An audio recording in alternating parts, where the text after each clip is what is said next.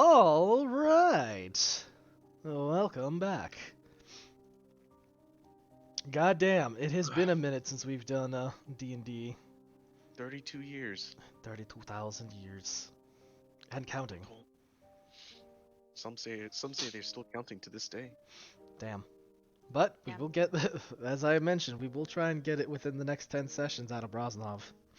Or at least try to.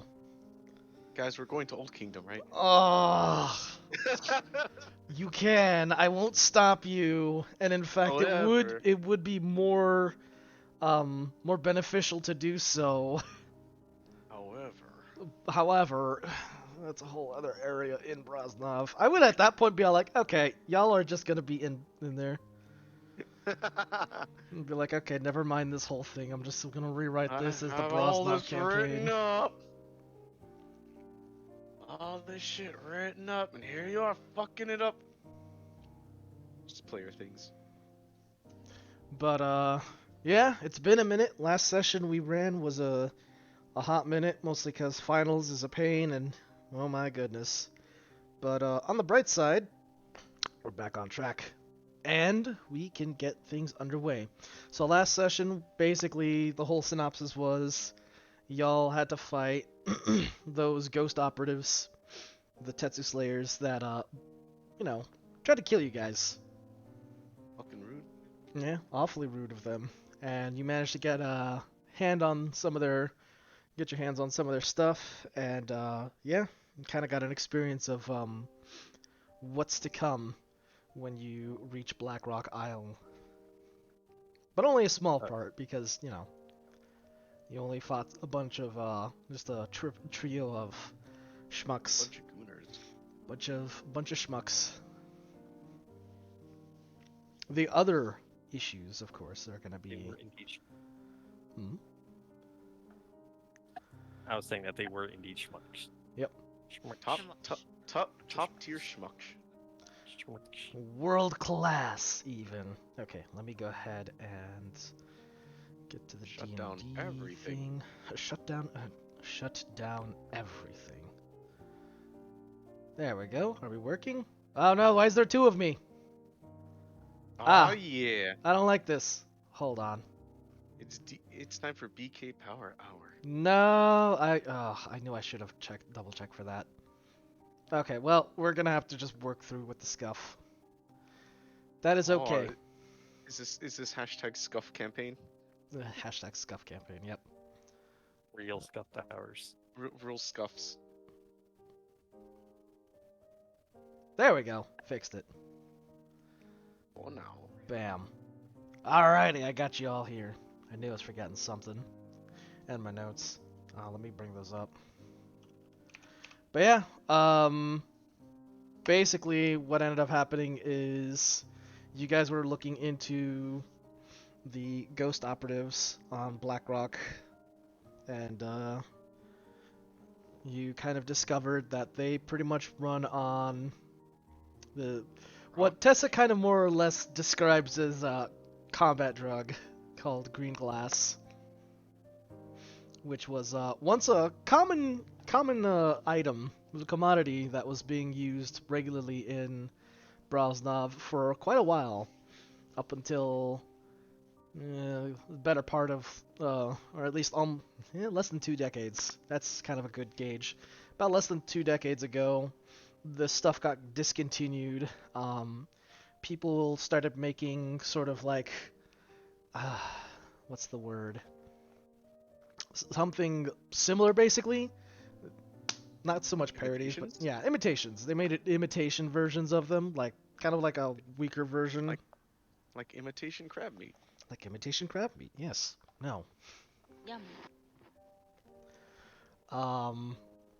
So yeah, so that was going around. And then that shit pretty much got outlawed outright, and now it's just no longer around. However, it seems that these guys have the real deal stuff, like the legit original crap. The real deal. And they're using it in strong dosages in order to use them in allows them to pretty much perform some really unnatural shit. As we have found out. Yep, things like phasing through walls, hyper reactions. They have this sort of pseudo might, the hive mind thing going on. So yeah, this stuff's a little whack, and these dudes kind of have it in quite the supply, especially if it's like. Who are these people? Yeah, who are these people? These guys are like the cloakers. To kind of compare that to Payday. Yeah, I was gonna say, do they even have the crazy teacher? Yeah. When they come at you, they make the. Oh god. We call Except- this a difficulty tweak. Except they don't say anything, and they actually don't make any noise. Well, yeah. Yeah. Ideally, right? Yeah, ideally they don't make any noise. In fact, their suit has Muffles.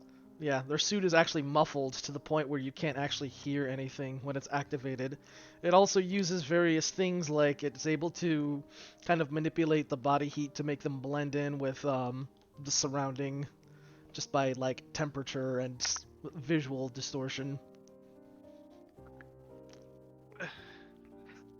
And the suit also assists in various things such as climbing. Lightning. Yeah, it's a very intricate suit. It's a simple design, yet very allows them to perform very complicated feats. Let's hope some less perform a lot of bullshit. Yeah, it does. They get away with quite a lot of bullshit because of that suit. Like being able to just say, "No, I don't want to fight you," and then just slapping you and running away. They just no clip out of their situation. Like any good Gmod player. Yep. Just like any good Gmod player, their one great ability is to just slap you and no clip out of there.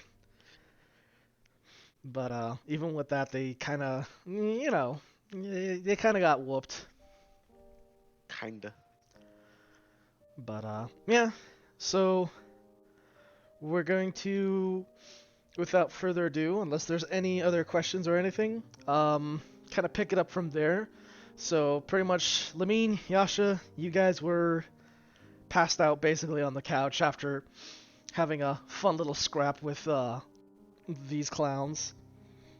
We having a nice nap. That is Yeah. correct. A good nap. Mordrin, I'm gonna lump you in with the taking a nap crew because I decided prior to the fight you kind of got the cloaker kick, which is why you were knocked not over. present for the fight. But you weren't knocked out, you weren't in danger or knocked out. You just got, just kind of inconvenienced out of the fight.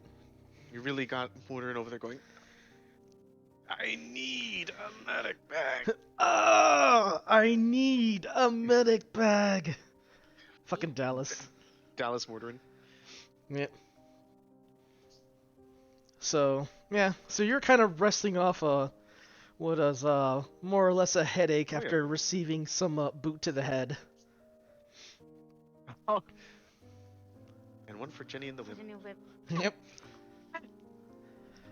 All three of you, roll me a wisdom save. Is I don't wanna. Well, that's a shame. I know. Shame? It's not Wisdom the. save? Yeah. Well, no, maybe not a save. That's not accurate. Make a wisdom check. Oh, wisdom check. Oh. Okay, I have to reroll Yeah. that. Wisdom save. Very important. Okay, I'm glad I rerolled it, I guess. Roll with wisdom. How's that? Especially since, depending on when that happened, if it was save, Yasha would be getting the bonus from me being a paladin. Even when you're unconscious? But it's not a save. It does not require me to be conscious. I Lovely. copy pasted it directly from the rules. Interesting. It's literally as long as. Oh no, it is conscious. Okay, it's Haha. at the end. Yeah. You know Well, when they mix up- Regardless, that's my check save. Mine check. A lot of now read to the end of it. Yeah. I wish they'd put. I want them to put it at the front. No, Yeah. they like to give you the shady slips when it comes to abilities. They're like, oh, when does this happen? You put it in the third sentence down below. You want them to read the whole skill. You'll give them flavor text, and then you tell them what they can use Sometimes it they for. put it at the start though, which is where Yeah. it gets annoying. Because Yeah. I'm that's what I think. It's like They're learning from Warlord games. They're like, should we keep our like structure consistent? No, Oh put it god. everywhere. Let's not get started on Warlord Games and their structure. Hey, we should put some vital rules. Should we put it all together? Nah, let's just have them find it in the book. Front. I All right. like it front- when conditions are at the front of the sentence, so Yeah. you know going in like So- I will not read the rest of this paragraph. All right. So we want this rules about airplanes. We'll put that on page 67. But if they want to see what the airplane drops, they got to go to page 218. But if they want to see what defeat like stops the airplanes with anti-air, we'll go to page 20. It's Brother. Warlord in a nutshell. Yeah. It's like, what the fuck is this? Hey, so we saw that your army has a bunch of special rules. Maybe we should I don't know, put a summary page, like a reference so that players can quickly jump to Absolutely not. they can, they can just quickly jump to the rules and just to double check something. Nah. Absolutely not. We're sticking most of the faction rules on one page. However, there's going to be like a few exceptions, and we'll put them near the back of the book. I could completely understand this if they cornered the market on things like bookmarks or some shit. Because they're gonna be like, yo, you want to track your information, track your information our for your army bookmarks. rules? You'll need our special sticky notes and bookmarks for that. God, It would be perfect, really. I feel like I already have constipation. Well, all right then. Shannon, I'm gonna go ahead and start with you. Give me 2 seconds. There's dodging a sparrow.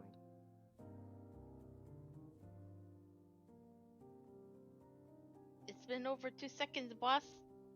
Screams. Dreams. Hush.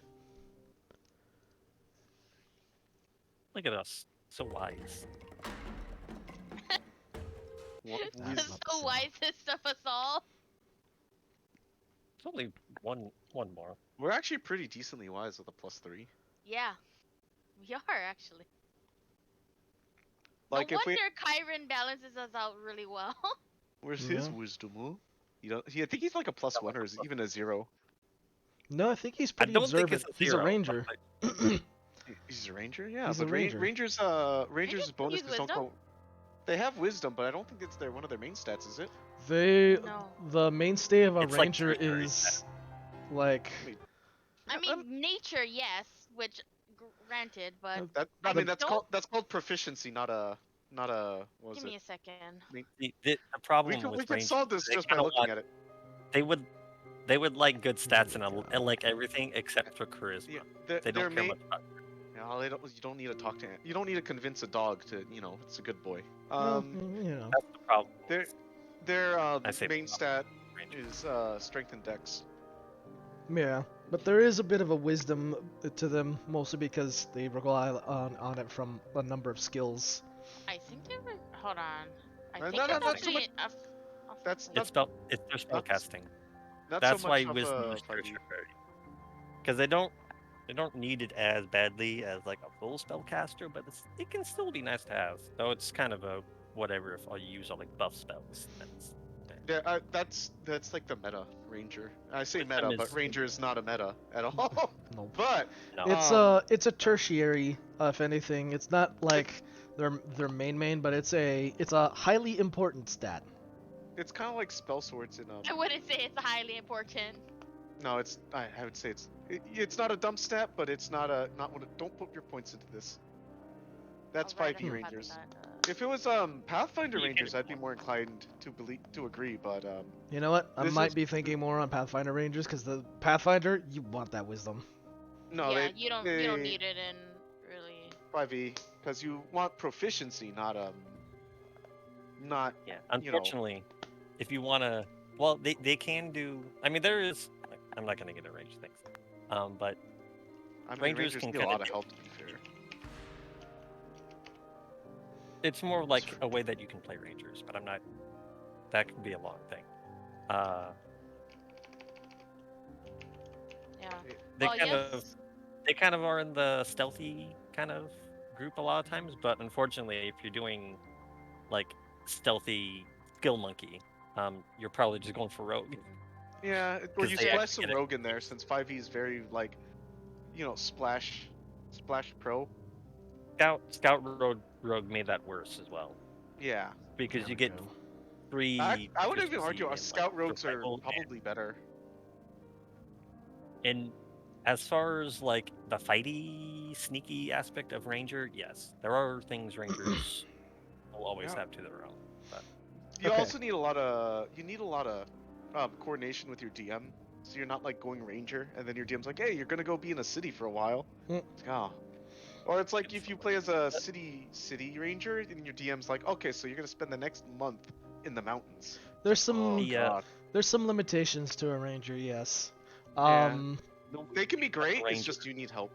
You need DM it's assistance for sure. I think. the ranger doesn't seem like it, but it's actually a support class. Is the thing with the ranger. Right. That's why it can be, because you look at it and you're like, it's just kind of like Yeah. a different fighter. It's really not. You're a Either way, support character in the same don't vein as like think Chiron has as much wisdom as basically the rest. No, I don't think he I did. would be impressed if he Perhaps. I did. Based legit don't on think how he his wisdom plays. stat was as high. yeah, well, that's something that we'll have to see. I think it's charisma that's his low stat, if I remember correctly. Which I mean, Charisma and intelligence definitely are. Anyways, no, his coming back intelligence was around, decent. I think. Oh, coming back around to this. he's just Um, unhinged. You can be let smart me. and unhinged. Yeah, True. tell me what my 8 gave me. Your 8 gives you Indigestion. You think about last night's dinner indigestion. and you're like screaming. No, it Oh, you kind of vaguely remember dreaming of something, but it's kind of hard to recall much of the details. You remember certain voices kind of speaking out. It sounded like a conversation between someone in the World Walker, as you could hear his very distinct voice speaking out. Um, One thing that kind of stands out to you is him kind of questioning how, why, this shouldn't have happened. The only other things you can recall is that you were somewhere in Brosnov and you looked up, and rather than the, you know, dim clouds that sort of blot everything out, it's you actually see the sky, like the sky, and clearly. it's a clear sky. It is a clear night sky. Ooh. Oh, And night. it is a clear night sky, and the one thing you recall seeing is just a large what appears to be like a comet, just kind of coming and streaking across the sky. Cool. It kind of captivates you for a moment, and then for a brief second, it almost feels like just something you saw something behind that comet, almost as though there was like an eye watching you. And you wake up. No, it's the One Ring. You have it. Dreams. The dreams get. Don't talk to Mortar about Mortarin, let's talk about dreams. Well, we Kareem. might have to. Moving on to Yasha. Oh boy, you get a fun one. Oh no, Oh, no. Not with my 21. Yep. You kind of have a similar dream. However, you are able to better kind of like recall most of the details. You do hear the World Walker, but everything he says is very muffled, and it's almost impossible to like tell what he's saying. There is definitely worry in his voice, but you hear another voice kind of speak out, and the one word that really echoes out to you is in a harsh tone, the word traitor, liar. How could you do this? Oh. Traitor. Oh. What the And fuck does that mean?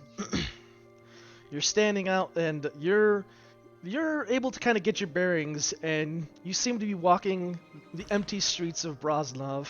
You're somewhere in the dockside areas, though, and as you gaze out, it's actually it's a blue sky. It's a bright day, and you're able to see out into the waters. Bro, this is unnatural. And yeah, the waters are very clean. However, you notice overhead that the sunny blue sky is quickly being enveloped by an overcasting cloud, and it's Oh, fuck. very quickly enveloping the sun.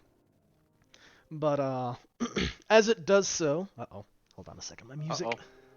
Okay, I Gone. did repeat it. Cool. Oh no, not the No, we're music. good. We're good. As it does, the bright, vivid colors and everything seems to dim out to a very dark hue. However, the sun sort of reflects through the clouds with, its god rays, and various holes in the cloud in the overcast sort of open up. And while the sky dims, the city darkens, and the vibrant blue waters turn almost a stark black.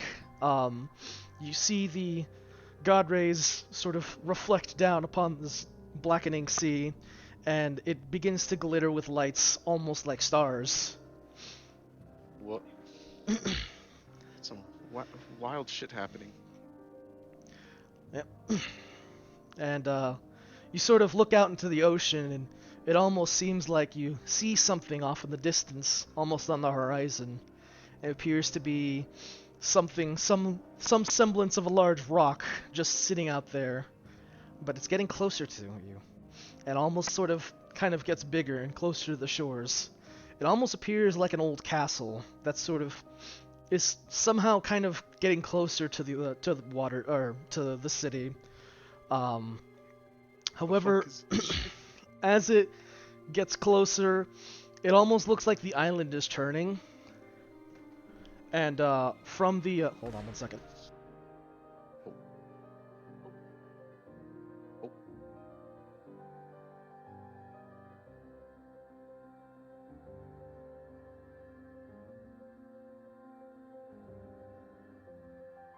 Gone. Our DM died. Well, He will be missed. you will be missed. All right, Jen, you can take over. Sorry about that. Anyways, okay, so where was I?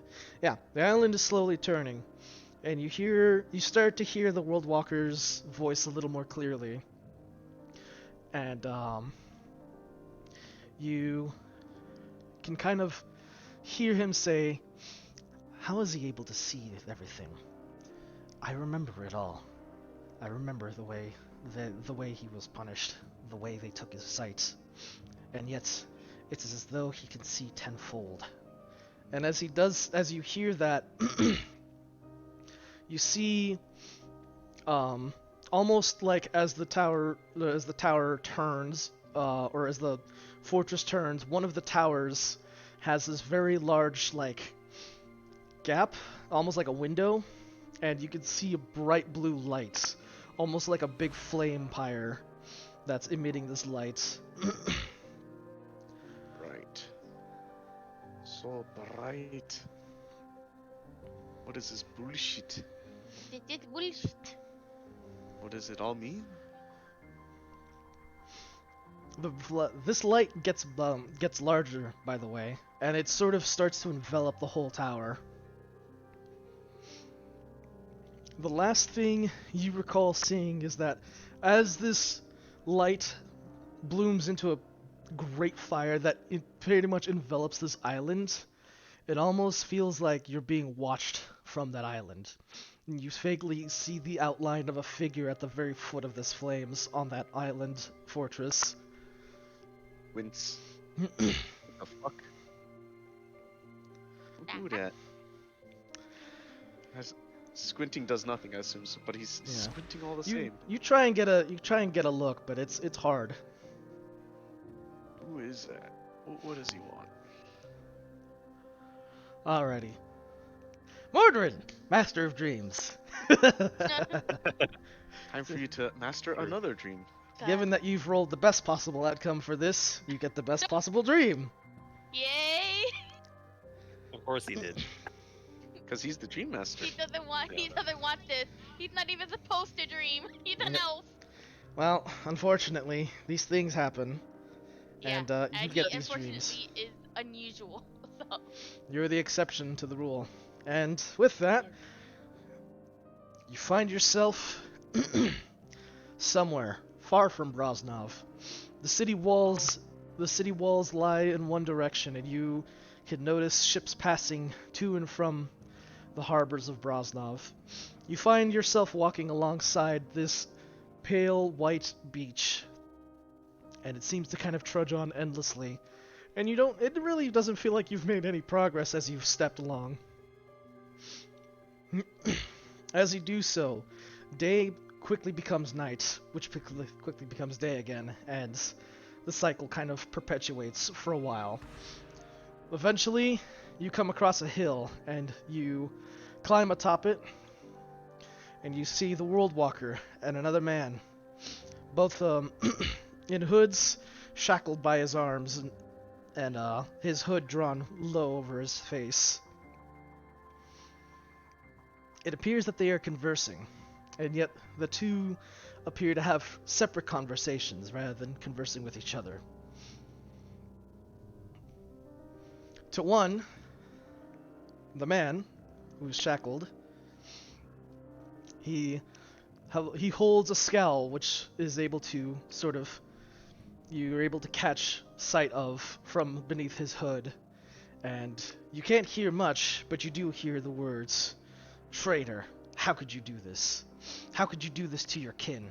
How could you do this to all of us?" And to which, of course, the World Walker is almost as if unaware of this man's presence, asking his own questions. And he's almost lost in his own thoughts as he speaks them aloud. And he seems to recall things. He says, "I was there.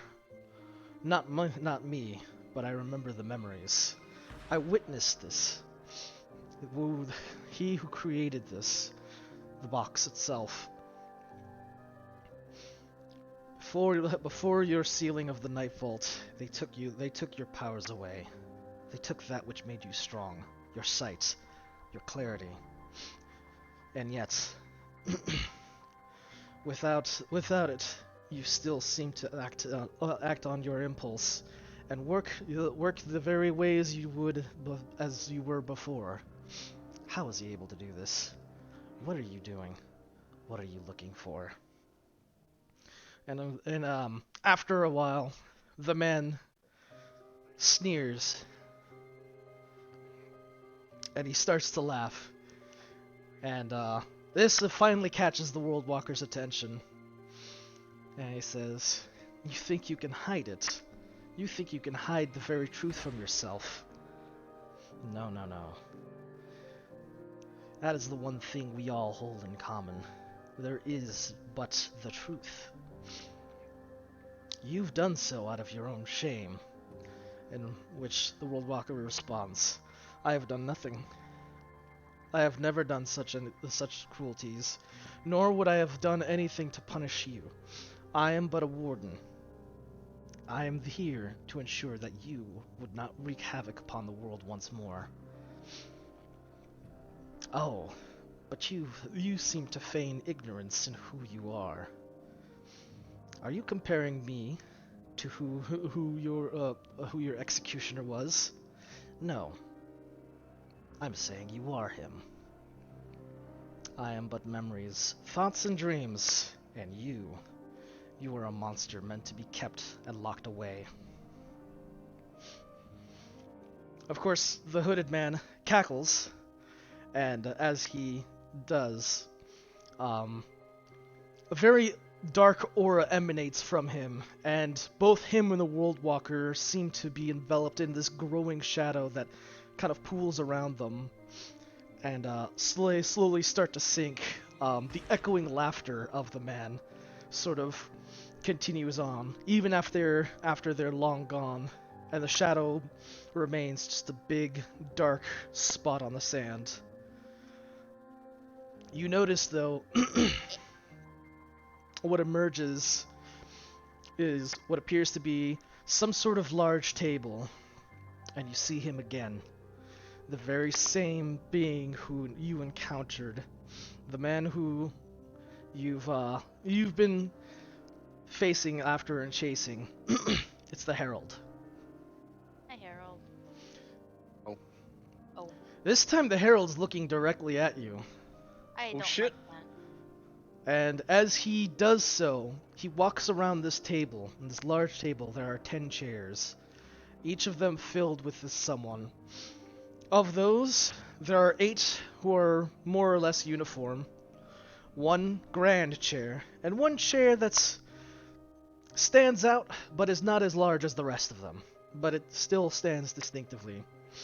On the 8 chairs are men and women, all in very fine modern suits, very high class, and the herald does not break his gaze from you as he walks around to each of those suited individual, and as he does so, his hand sort of glides along the top of these chairs, and with each pass, each of them simply fall flat onto the table, dead. As he passes over to the smaller chair, you notice another familiar sight. Caiaphas. Oh, hello, Cyphus. He's completely unaware of your presence. He doesn't even know that he's where he is. And as the herald kind of approaches Caiaphas, you see him kind of like run his finger along his arm and then like sort of like kind of flick alongside his head, and Caiaphas suddenly falls from his chair, but rather than falling onto the table, he falls off to the side, and you see sort of dark shadows as if blood was, pooling out from him. Finally, he makes a pass. He starts to slowly approach towards the last chair, the largest one. Thereupon, a man whose size fills in this chair rests. He's quite the older gentleman with a beard massive and that extends down to below the table. A large crown sits upon his head, a very tired gaze that seems to look off in the distance, unaware of the dangers of this man approaching. You can't help but turn away at the moment, and you look up to see something in the sky. It is a black shadow of a beast, something that almost fills you with terror as you look up.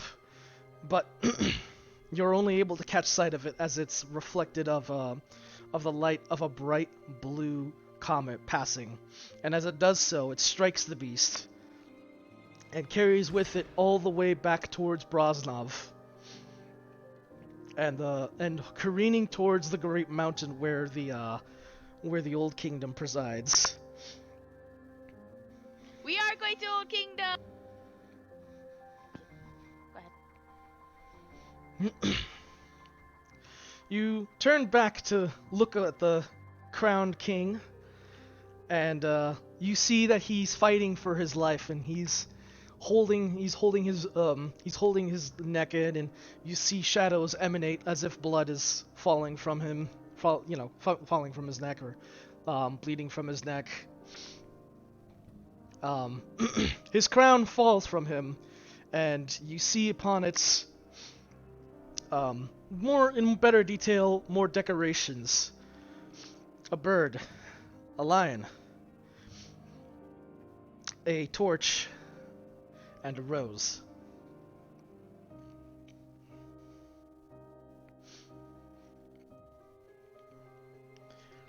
When the crown settles onto the table, the herald takes it, and he places it upon his head, or holds it above his head as if he was to wear it.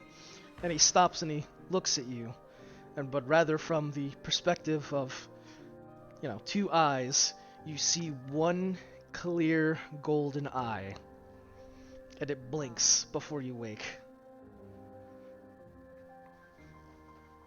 Don't like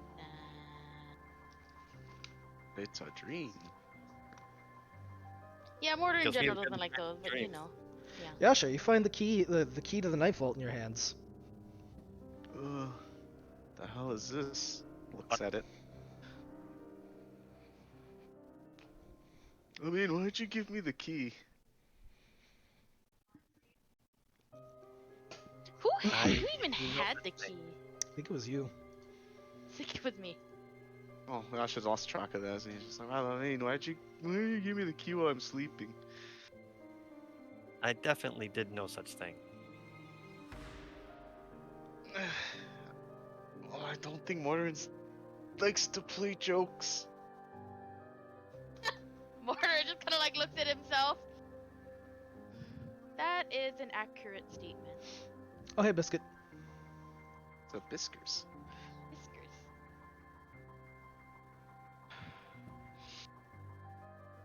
Well, Morgan playing a joke on someone. well, it's a key. To a place we've already been. Indeed. Or- No, not a place, like an object, actually. Right? Wait.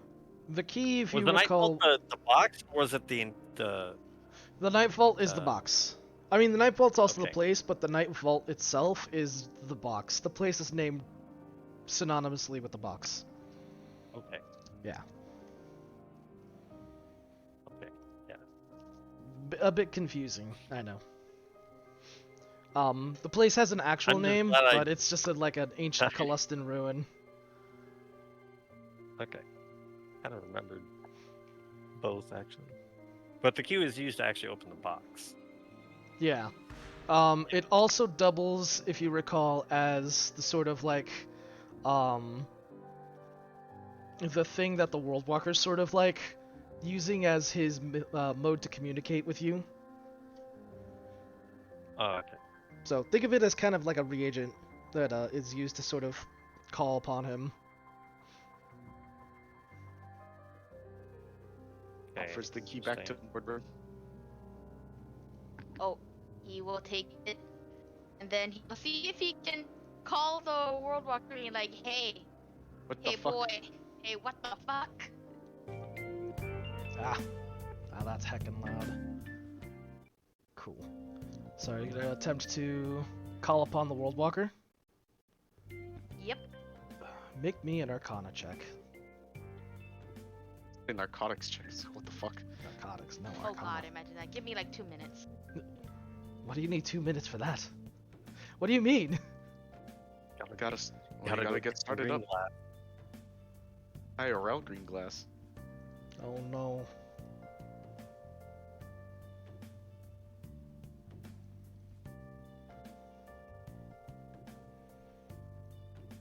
But anywho, yeah.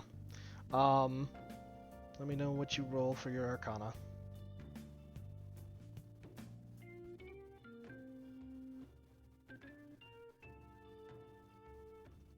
So up at them dreams, guys. I don't want him. A 12. Mortar doesn't want it either. So you attempt to rouse the World Walker from the key.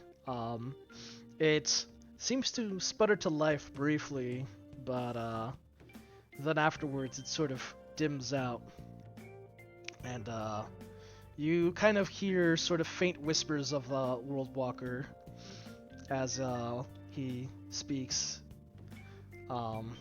And he says, "I have not the strength at this moment to speak, but give me but some time, and we shall speak in a day or less."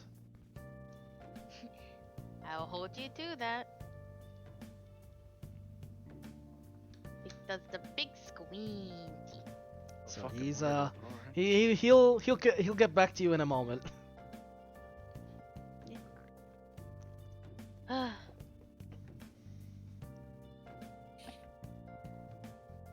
I dreamed a comet fell.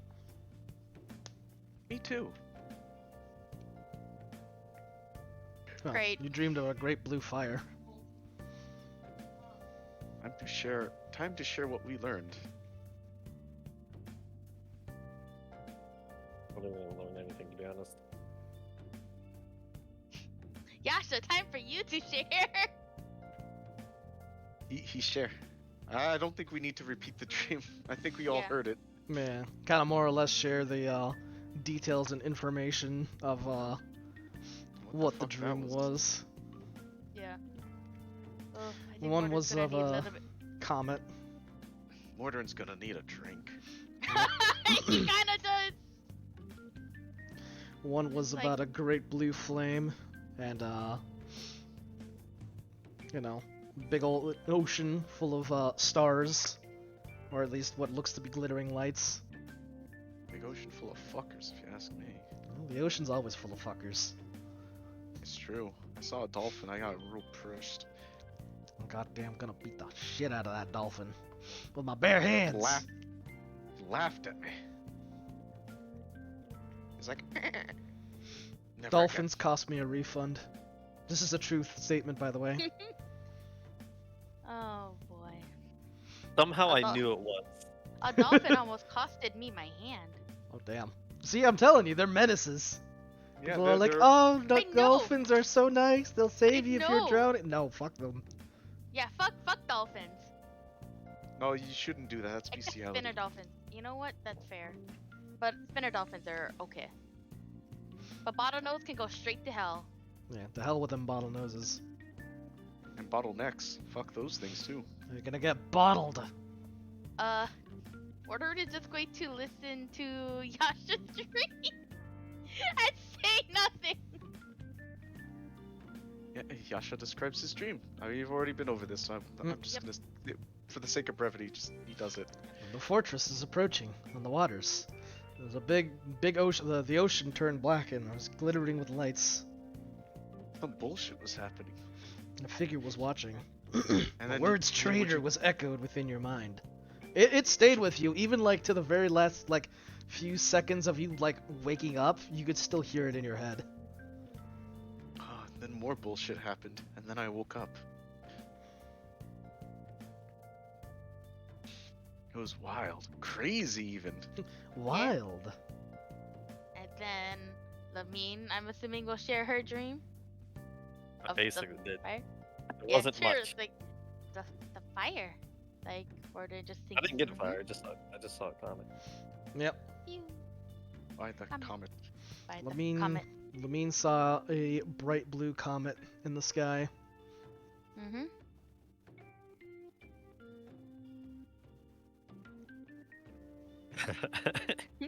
Order says nothing. Mordor says nothing. Nope. He's clearly just kind of like thinking, just like, Mhm. how do these two connect? This Or is what do you assume? interesting. Thinking, yeah, he's just thinking about it.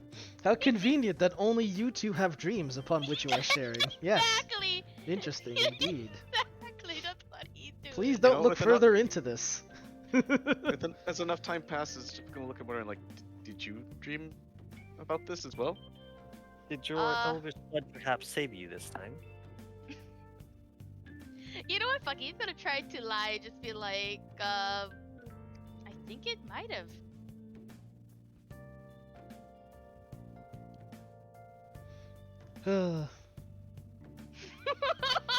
I was hoping that one of the other two got the better dream to avoid this specifically. Yasha, but what are you rolling? Ah, a 2. You know what? Checked I out. I'll roll a lie for you. I'll roll deception. Let's see. Let's go. Wait, what was Modern that? roll. I don't. Hey, there we go. not one. Wow. No one believes him. No one believes him.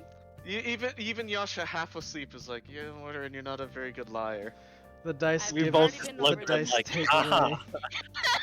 Even Mordor's like, you know what? I'm not even going to wait for the sure it did. Yeah. The words escape his mouth, and then his face looks pained. Like, fuck, that was bad.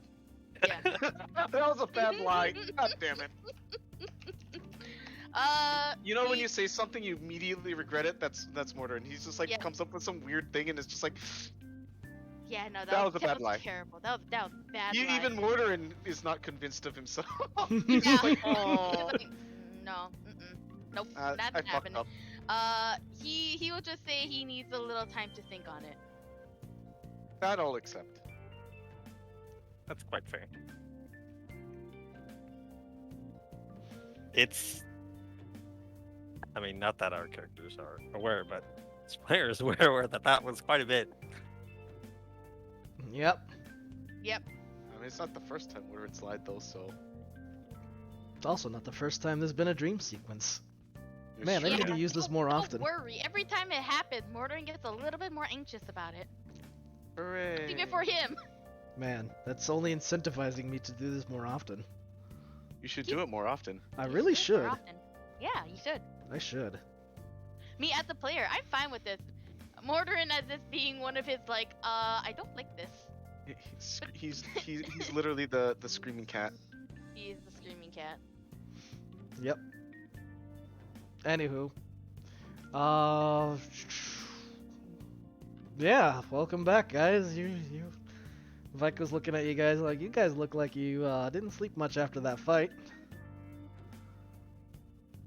Was it really sleeping, or was it really dreaming?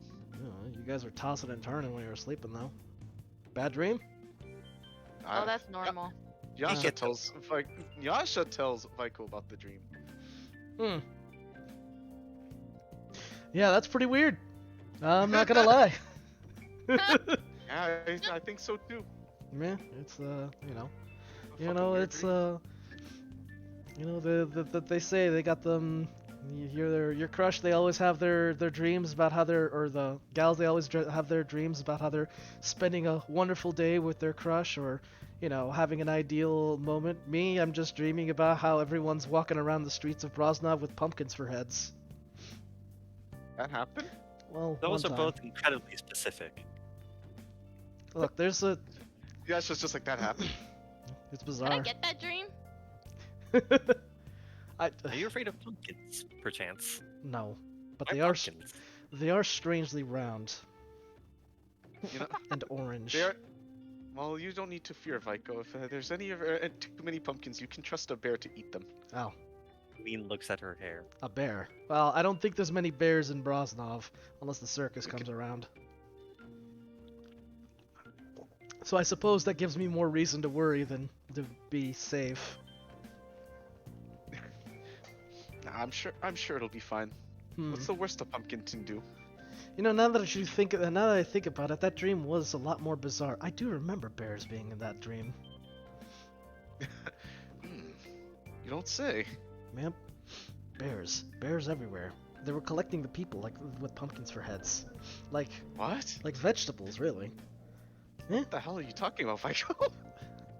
Just telling you the dream I had. That was really strange. No, I couldn't sleep for Telling 3 me. days after that. Really, I mean, that's fair. That's kind of fucking terrifying. man. The color, Is it? anything that I thought looked like even close to a hue of orange just made me nervous for like 3 days. Huh. They say these dreams always have meanings. Wonder what that could mean. Beats me. All I remember is just people. There's just people with pumpkin heads being collected by bears the size of small buildings. That's horrifying. Man, That they is were not- carrying little baskets too. Is Tessa anywhere near in the area? She's in the alright. kitchen. Damn it. I would have snuck up to the roof. Actually, you know what? Fuck it. He's gonna try. He's like, you know what? Nope. I'm gonna nope out of this conversation right now. It's these fucking bears, man, with their collection agencies. Yeah, they're collecting the pumpkins. The pumpkin people. Yeah, the pumpkin people. Oh, fucking horrifying. Yeah, I'm just gonna get some fresh air, just without even saying anything, because Mortar never does. He's just going to sneak upstairs. Even if Yasha notices, he's not gonna say anything. He does that all the time. So he's just like, I don't know what that's weird about. Yeah. He doesn't go on the roof very often, but To the roof you go. yep, to the roof he goes. Hopefully she doesn't notice Well, let me tell you about. or stop caring. Let me tell you about juking bears, Vico, and Yasha will impart will not his stop. bear dodging wisdom. Oh, well, they might come in handy if I ever go to the circus again. Well, he will impart some bear knowledge. Interesting. Fico gains more bear lore. He Plus gets one proficiency in bear bear lore. Yep. I mean, Yasha would know. He grew up around nature. He'd know about bears. He would. If he had enough resources, he'd give him. Well, maybe not. maybe Vico would not want a bear eating a pumpkin statue. Yeah. Well, you know. He might. Well, you might be He like, might. oh, it's a nice little thing that you made. Why a bear eating a pumpkin though? Funny story that. It's another Yasha story. It certainly is. Yasha and his Yes. goddamn stories. It all started. It all started. Thinks about that statuette that he made us. Yeah. It was that statuette comes to life and starts collecting people up. Yep. Pumpkin-looking people. As they get like stuffed into cages. It's like the first Brosnov Halloween, and everyone decides for the fashion trend to dress as a pumpkin, and a giant bear statue comes to life and starts collecting them. Like it was just like it's just like my dreams. It's happened. Fuck, that's a bad dream. The dream was prophetic. Weirdly so. No, that the Halloween special for fucking this campaign is just avoiding these bears collecting people.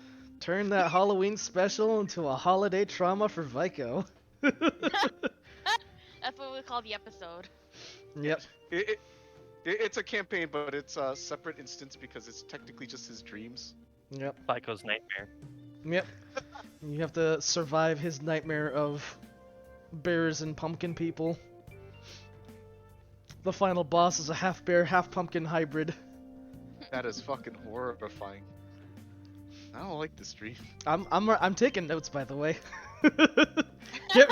Get ready this fall, guys. You got I've got a real head knock turner of a campaign for you. We got some real fun sessions coming up in the future. Just, Can't wait for considering- the beach episode. Yep. Oh, yeah, me too. When we get out of Brosnov, we'll have the beach episode. so we're going to the Old Kingdom. Ugh. Anyway. Yeah. Dreams aside, it's like that's a fucking weird dream, but I mean, a dream's still just kind of a dream, so.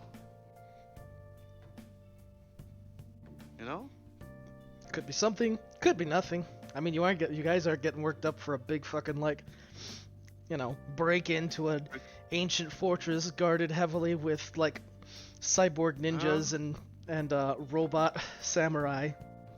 Yeah. Yeah. Could easily be just fucking nothing. Mm-hmm. So could just simply be the stress of the weight of the world on your shoulders. Yeah.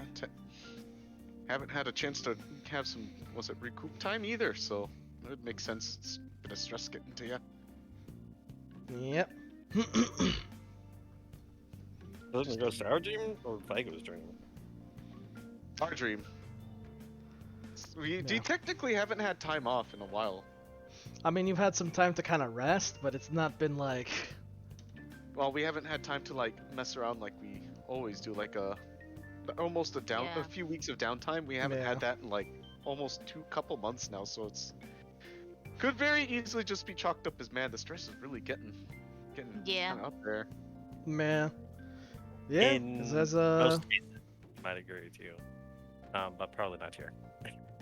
Because usually the job is, Caiaphas sends you to a place, you go and investigate, find the relic, bring it back, then you get a couple weeks off.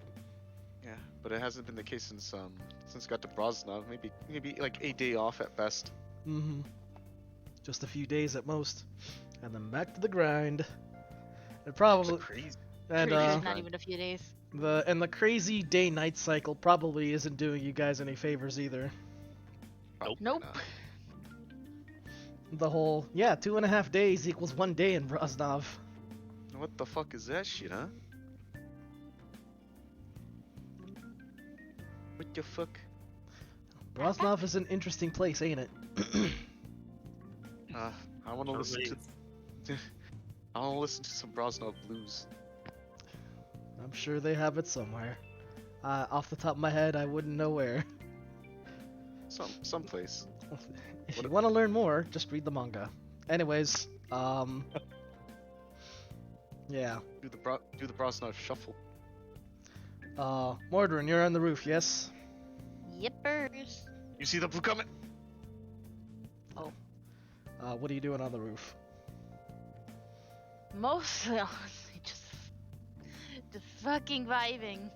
Just vibing. Fuck, He man. needs time. Needs a moment. to think. Alright. Yeah. Ugh. Play that old ass commercial. Wanna get away? Oh man, I'm tempted for him to see if if his patron says anything, but also, God, he doesn't want an answer right now. Not right now. It's like Oh, I seems good. kind of want to bother her, but at the same time, God, I don't want to bother her. Father hurt. Do it. Oh my God. Fine. Fine. All right, boss. And I'm do going your to face. bother the patron. Do it. Right. He's going to see if she is around. Roll a wisdom check. Yo, are you around? A 9.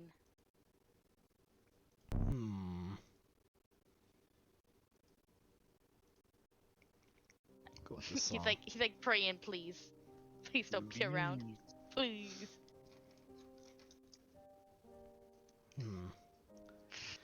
Once again, at your most desperate hour, you come and ask for me, and yet you scorn me all the same.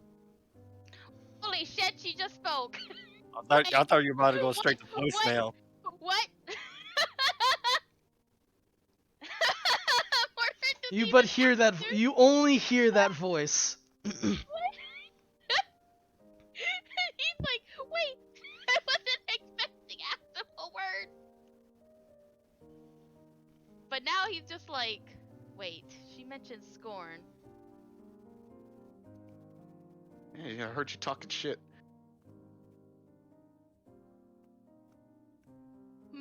How did he answer? I'm waiting. Well. You got an answer for that then?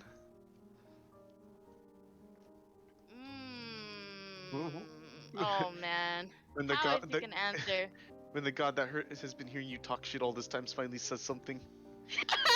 He's like, oh fuck. I've been here this whole time, motherfucker. Oh, I thought the few moments you actually did see me kind of mattered, but I guess not. I think he will respond.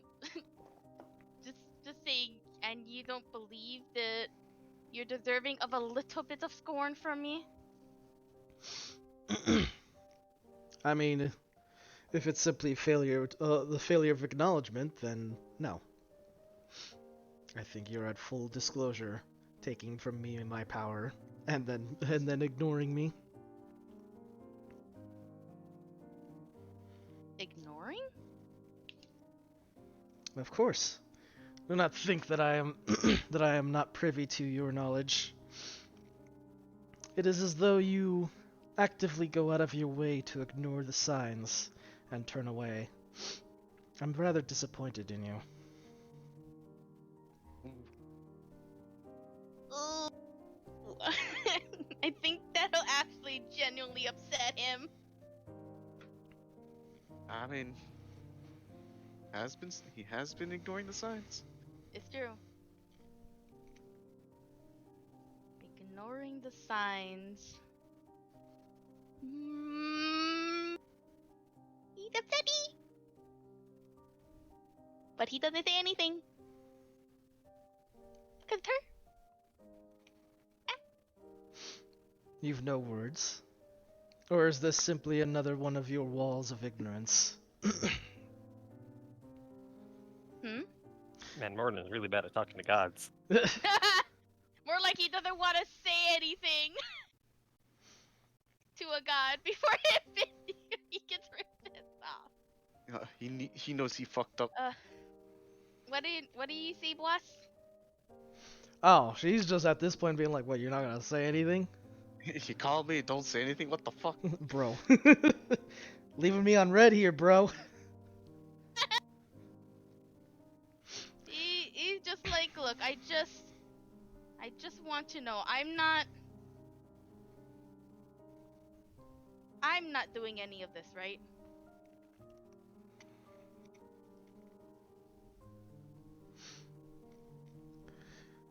Not by the willful actions, no. However, if by any means you continue your inactions, then you could be, in ways, responsible for the outcomes that may occur. Be mindful of this, Mordrin. I have been watching very closely of everything you've done. Inaction. Oh. He just kind of squints. It's like, fine. Is this your way of asking me to pray to Selune again? Yes. I want you to try once more. You harness you harness these powers and walk with it as if they were your own. Is that not a bit arrogant? Normally I would say yes. However, you don't think that over these past couple hundred years that I don't know that you're the one that caused everything that I see? There are some responsibilities, yes. And yet, if you continue to hold on to such things and continue to act upon them in such a way, then would you be any better? If all the world's complaints and inconveniences could be befallen to some greater power, far out of your reach, would that make your life easier? Wouldn't make a difference anymore. Fine. I'll try one more time. You've kept these powers simply because of one truth. You've the opportunity to change things, to make things better, and to set things right. Even if they were not, even if they were of a great calamity that had befallen upon you. Don't let them be squandered over over a mistake, even as greater as this.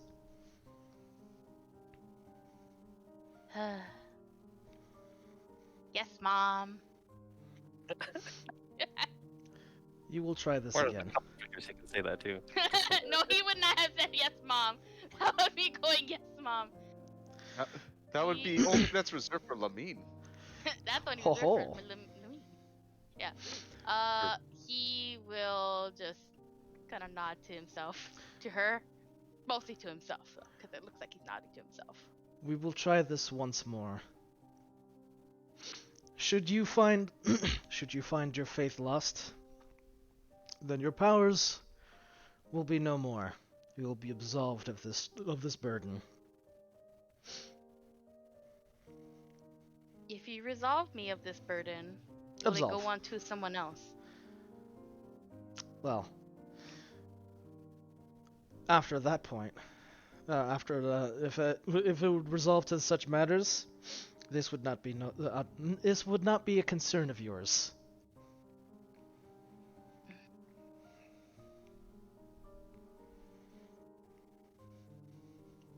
Fine, understood. In other words, she's saying, "Wouldn't you like to know, Weather Boy?" Yeah, and he's like, you know what? It's like, look, it's not gonna be your problem. You know what? It's his problem, so he's going to keep it. It's either you make this your problem or it stops being your problem, and Yeah. whatever happens afterwards is also not your problem. Yeah, so he's like, nah, I will keep it as my problem. Very well. I will pass on to you one small thing to aid you.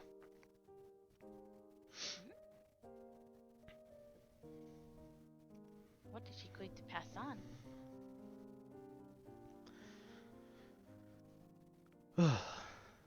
Let's see, what should I pass on? 'Cause you didn't roll too high on this. Nope. So I gotta trim this down a little bit. More lore That's stuff. true. Yeah, more lore stuff. More lore. What about the lore boar? Lore boar.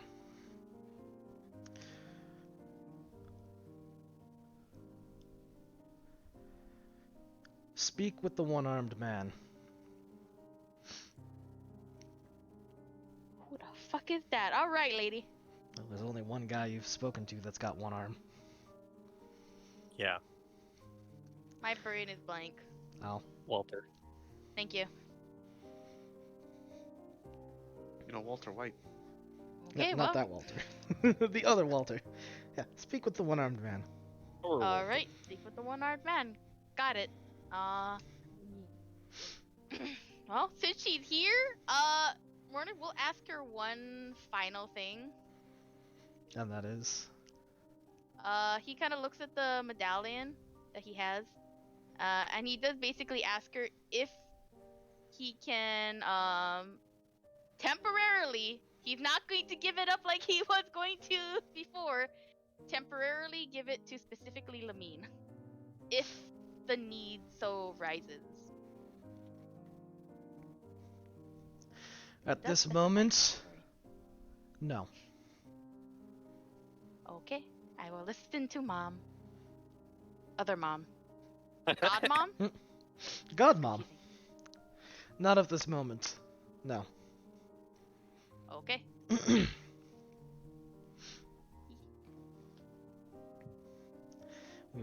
I will be watching closely. And with that, the presence of her is gone.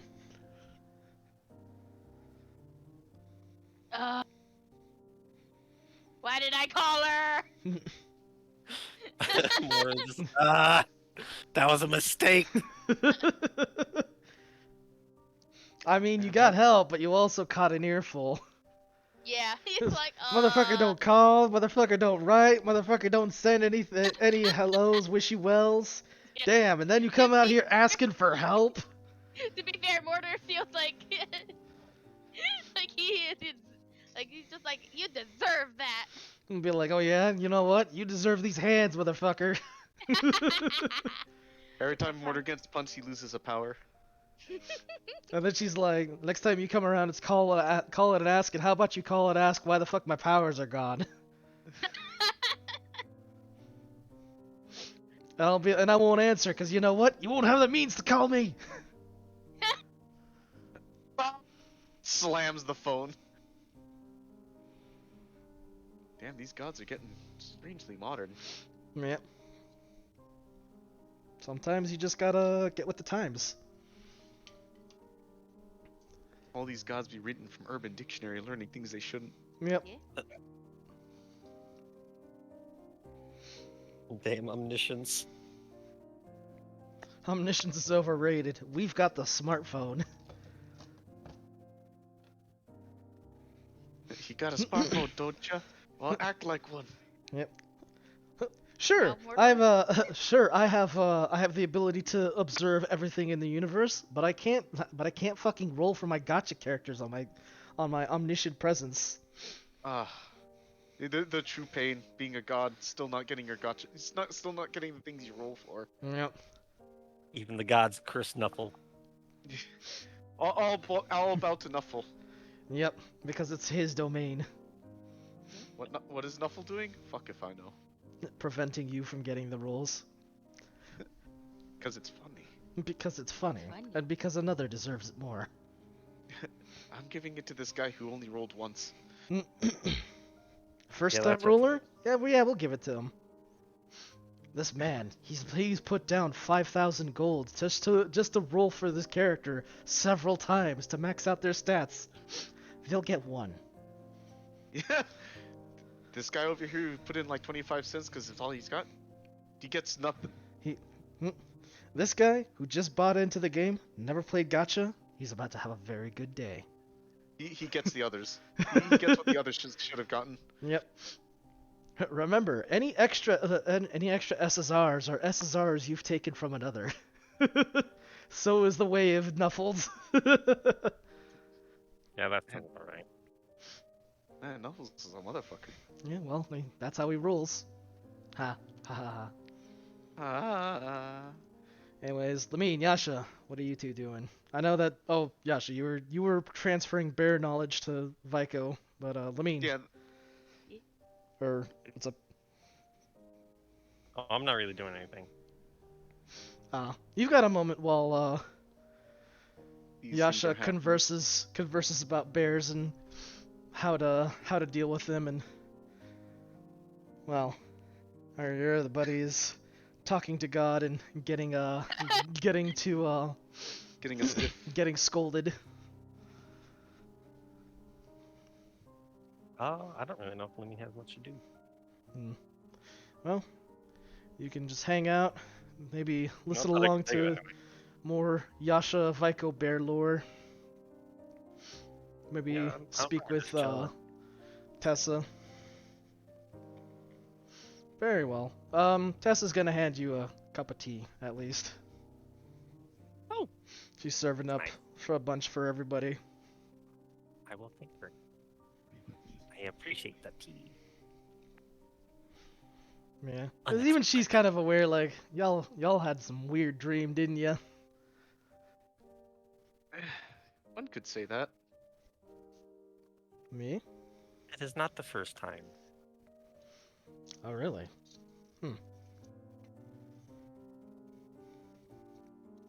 It has been a while, but it is not the first time. What happened last time something like that happened? Was it about the spooky things as well, or if you don't mind me asking? There was the Pale Rider, and then the god. Oh god, the the village and the city. Yeah, Burning. the burning city. Was the Yeah, Pale Old Rider War. also? Oh yeah, the Pale Rider don't was know also a weird dream. That all of us had.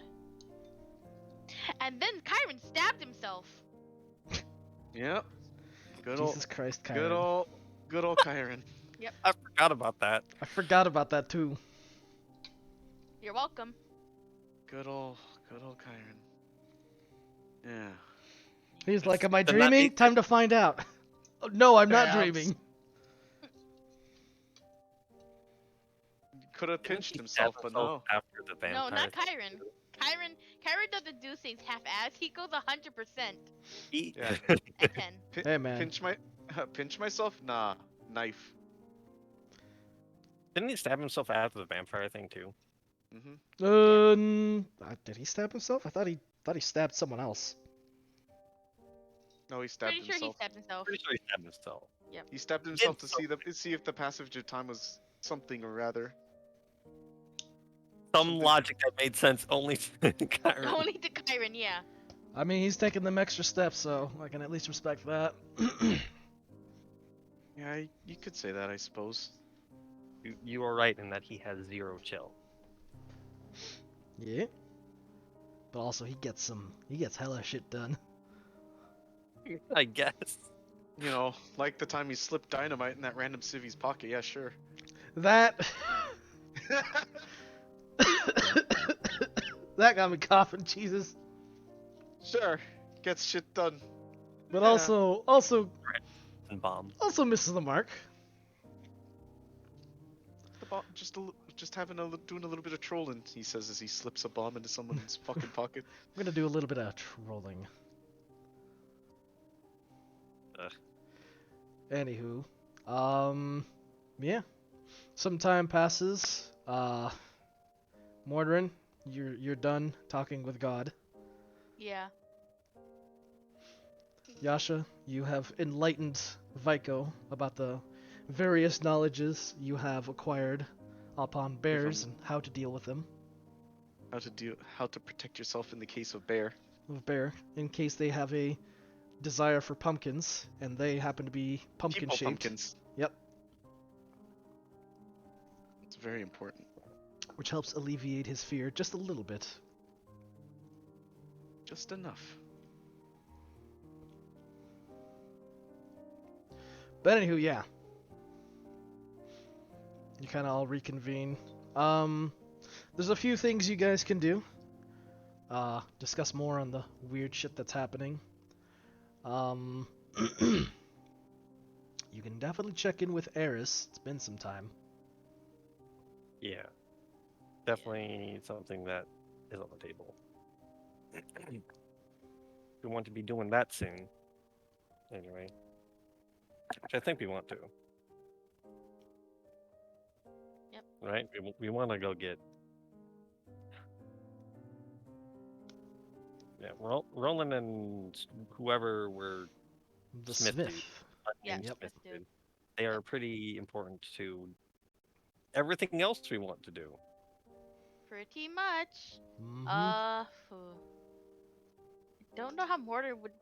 Actually, you know what? Because it's Mortarin, he would be like, I also need to talk to Walter.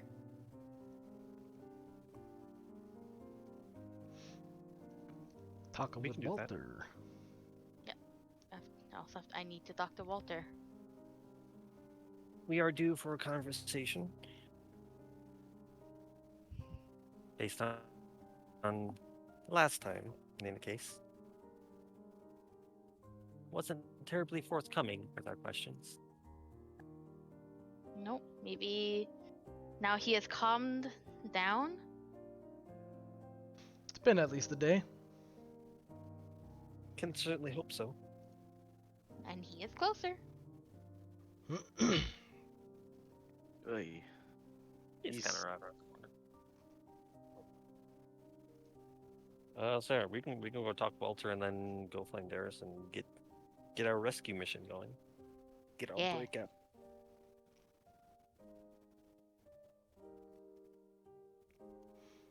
All right.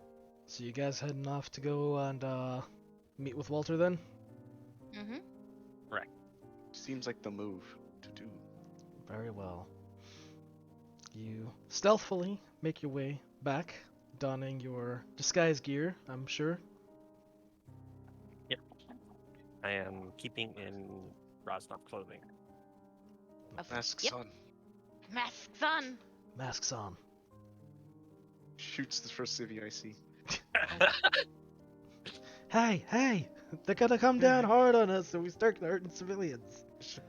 Starts throwing 70,000. Just throw $7,000 bills on everybody as I shoot them. It's only 18k. Only 8K. Pocket snipers. Anyway. Yep. Anyways, yeah, you guys make your way back, and the boys are there. Date and Alright. Walter are hanging out. Let me actually bring them up real quick. I'm gonna be really quickly, but Was it these? No.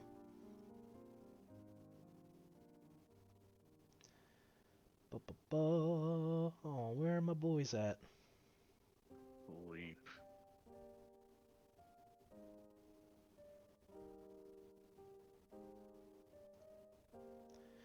No, not that. Old Walker Dream.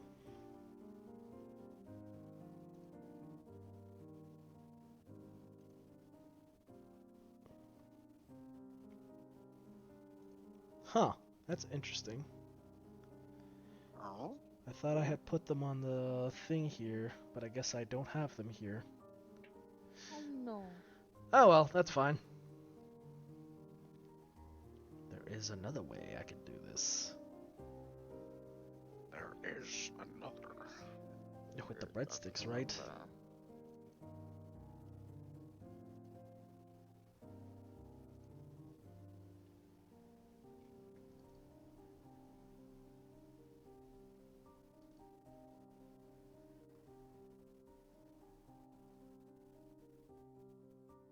Wait a minute, they should be in this file.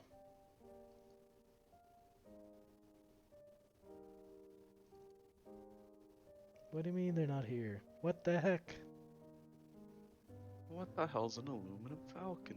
What the hell's an aluminum falcon?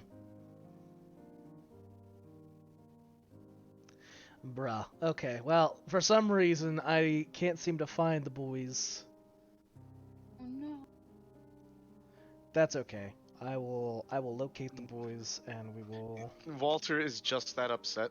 He exited your desktop. The man is so pissed he's not even on my friggin' desktop anymore. He's like, you You can deal with those hack job role players yourself. I'm out of here. Yep. Walter really dipped.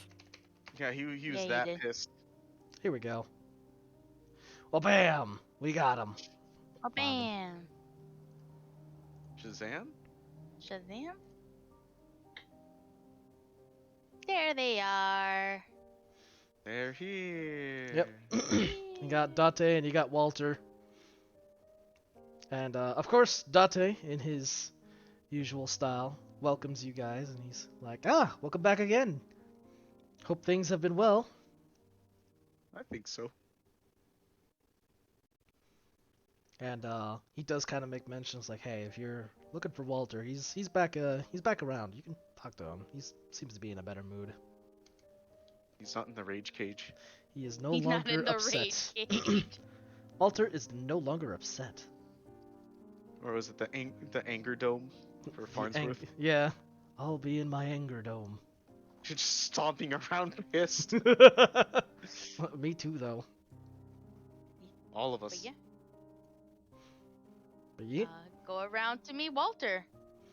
In the go back. and speak with Walter. Yep. While Date has insisted that he is, in a better mood, you're familiar with his unwelcome scowl that he tends to typically kind of hold. Hold on one second. Better mood he may be in, but Well, it's still Walter. It's Yeah, it's it's still still Walter. Walter, and Yep. it's a rare day. It's a rare day to see him in a mood that's anything. It'll be a cold day in hell when we see him like jumping around all happy. Yeah, pretty much. Let's get this. Let's get his. There we go. We need this theme for him, and for these two in general, but mostly for Walter. Anyways, yeah. Walter sees you guys sort of pile into his office, and he gives his usual semi-welcoming scowl. Yasha gives him his Yasha greeting as always. Yeah, sounds alright. Well, what is it this time? I don't know. Looks at Mordrin. Sure hope you know what to ask. Oh God. Oh God. Oh God. Does Warder want to say anything? You know. Well, he's the one Eh. who suggested coming here. Yes, he did, and he's just like, right. No, now I gotta do the part where I asked Walter something in private, but now I have to mention it to everybody else.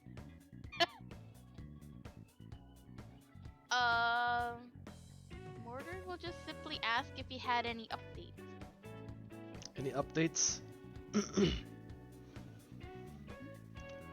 In regards to your situation?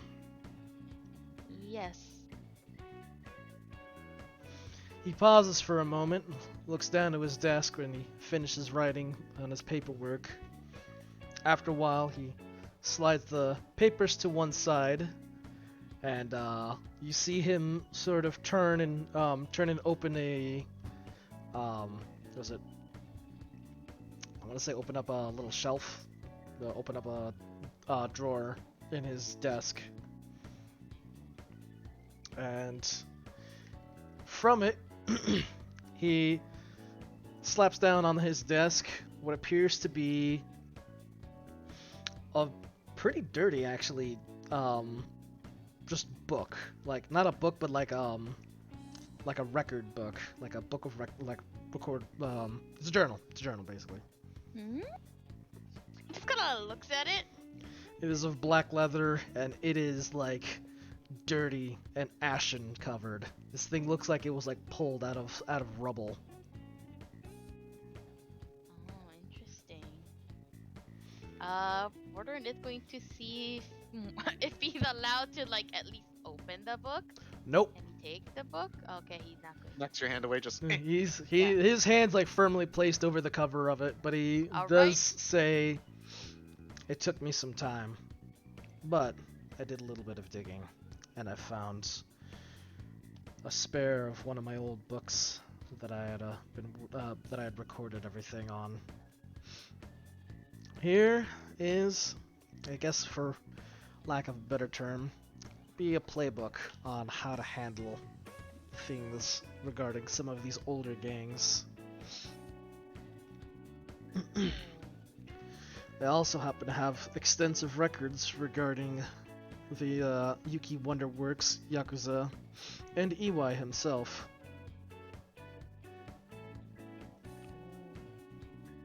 That would be helpful. When you feel ready to handle things on that regard, then we may do so. Alright, it's not leaving you, isn't it? No, it's his private journal. He's not letting you have it. You know what? Fair. But he will assist you on the matter. Okay, that is excellent news. What about the private matter? Private matter. About Maddock. I've been looking into his case so far, and it seems that there's a small record. Seems that Maddock has found himself on Black Rock. Oh God.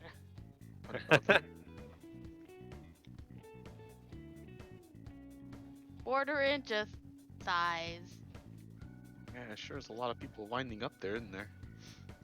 Not long ago, there was a file report under Maddox's name saying that he claimed to have been one of the one of the potential saboteurs damaging and threatening to destroy various buildings and equipment within Old Kingdom. Why would he do that? Beats me. He hasn't mentioned anything on that, but so far, in terms of what the records hold, he simply turned up at one of the stations, admitted to the crimes, and they've sent him out. That's gonna make things a lot harder.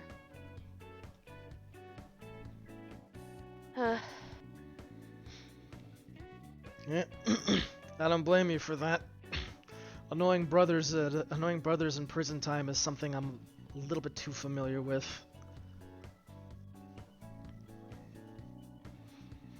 But in any case, I'll not meddle in your business anymore. Your brother's in prison, and it seems like he's gonna be there for a long time. Mordorin does not look convinced at that whatsoever. But he would just nod. Mm-hmm.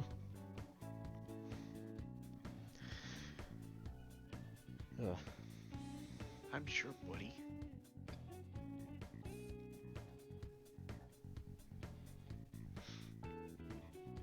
Okay, well, he will leave it at that. When they're ready, they will come back to Walter. Yep. Speak with me, and we'll meet up with your associate Timur. Okay. I have a Sounds mind good. to speak with him in person as well. Understandable. He can have full reign of that. When he says that, he puts on a very serious face when he says that. Like, he's very much like, I'm gonna see this motherfucker, I'm gonna kill him. No, go for it. I ain't stopping you. I'm gonna You kill wanna this know where he motherfucker. is? You want his address? We got you. Give me his ISP. I need to know where he is. Dox him right now. Joke's on you, I already want know where I live. Wait. But anyways, yeah. Dox's ISP address. But anyways, jokes aside, no, he's just like, when I meet, I have a serious conversation to hold with Timur. Oh, you can have that conversation as long as you like. Of course. In the meantime, I'll be waiting. Now, was there any other business that you had?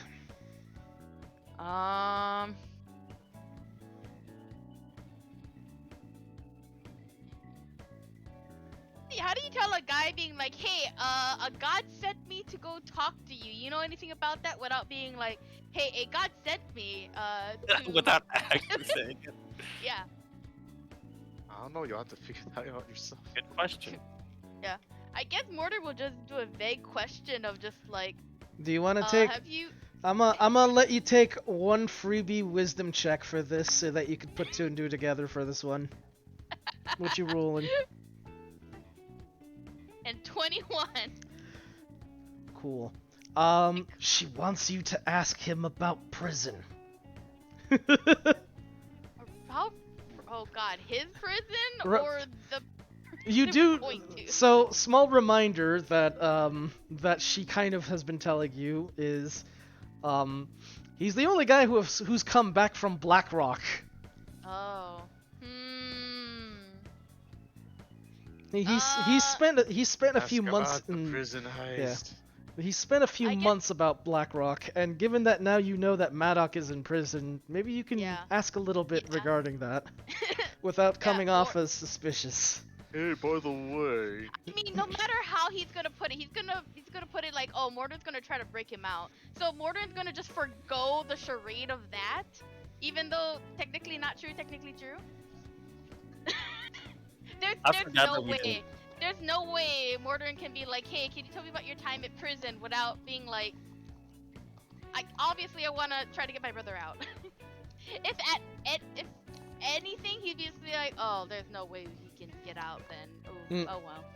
That's probably as much as Mordrin can do. Just be like, okay, whatever he says about prison, he's just gonna be like, yeah, there's no way I can get my brother out. I'm not even gonna. Sorry, brother. You've been a great brother. Been a great Nice knowing you. brother, but now you're gonna just hang out in Blackrock for the rest of your life. No Yeah. big deal. Yeah. But I think Mordrin will ask. Yeah, Mordrin will ask him about prison, knowing full well that like there's no way he can like. There's just no way. He's just gonna be like, yeah, just can you tell me more about your prison life? Diplomacy What did it with do to attack advantage. Blackrock? That is persuasion. Or persuasion, yeah. Persuasion with advantage. That is a dirty 20, I believe. Let me double check. Yeah, dirty 20. Cool. He pauses for a moment, and he has a very apparent look of awareness at your questioning. Yeah. And I want to get my brother out, right? he, rather than reminds you of, the potential dangers and all that stuff, he goes straight Yep. to it and opens up his journal. And he flips through the last few pages of it, and inside, he pretty much kind of reads off some of the information, but he goes into detail. Well, the prison is a four-tiered system. It's a fairly intricate, well armed and armored, but it's more or less just an old prison full of robots. The Sentinels themselves, the automata, aren't really too much of a threat, provided that, you're you're obeying how things go. But overall, the place is kind of it's kind of a shithole, actually. Like, it's not really well taken care of.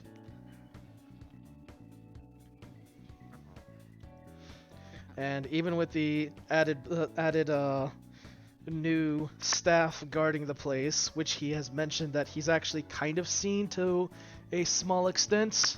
He's actually seen the ghosts, actually. Yeah. Like, during his last few days of attending and being there, he says that they had it was pretty obvious that they had no intention on changing anything out regarding the quality of the prison. The place sucks. There's a big old barracks that basically sits on the bottom floor for all the guards. But overall, the place is not manned by a huge garrison of like actual dudes. It's actually really, really small. Walter has mentioned that there's at most maybe 30 guys, not counting the automata. So what it sounds like is that they're mostly banking on the fact that who the fuck would break into Blackrock Yeah. with a sizable force, really. Then he's also mentioned that during his stay that the automata were kind of, how to put it, they were old. I mean, they were old for their time, and that they're kind of like, yeah, they kind of have them because they didn't want to get rid of them. And a lot of the automata are just kind of falling apart.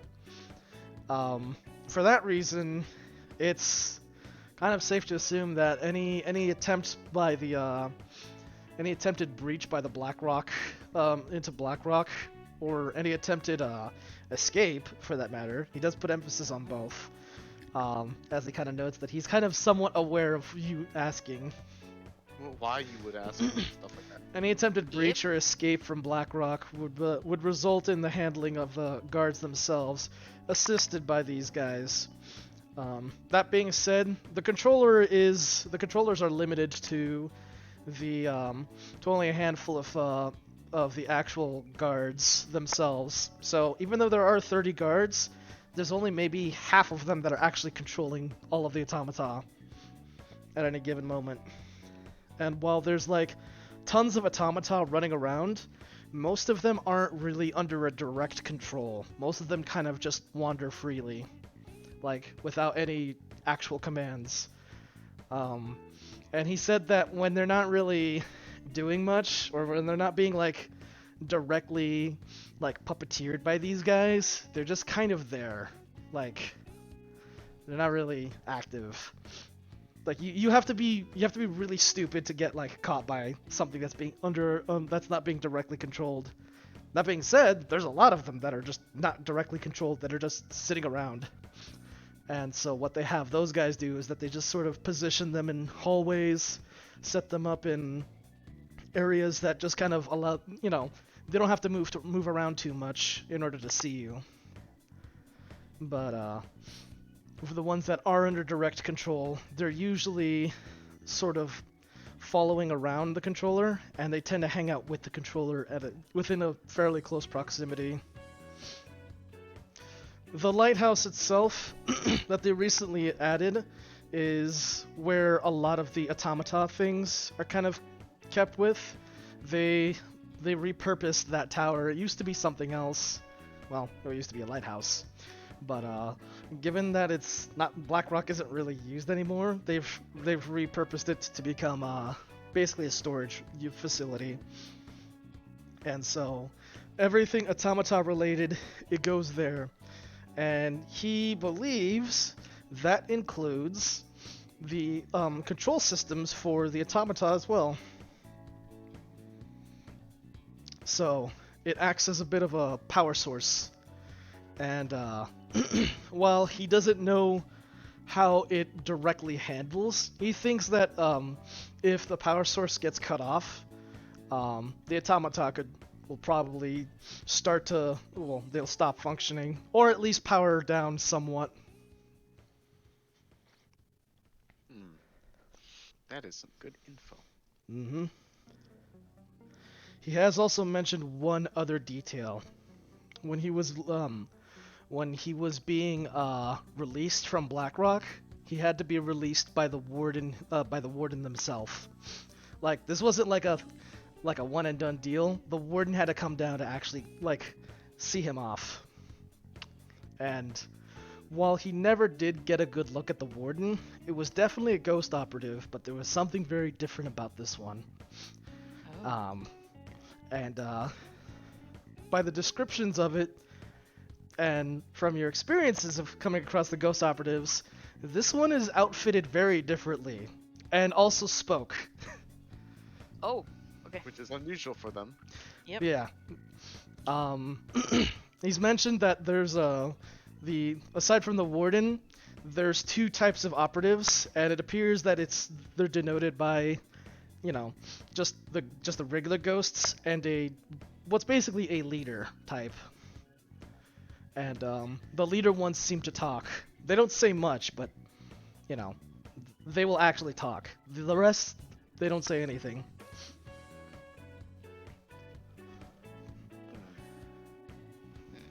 Most interesting. Most edifying.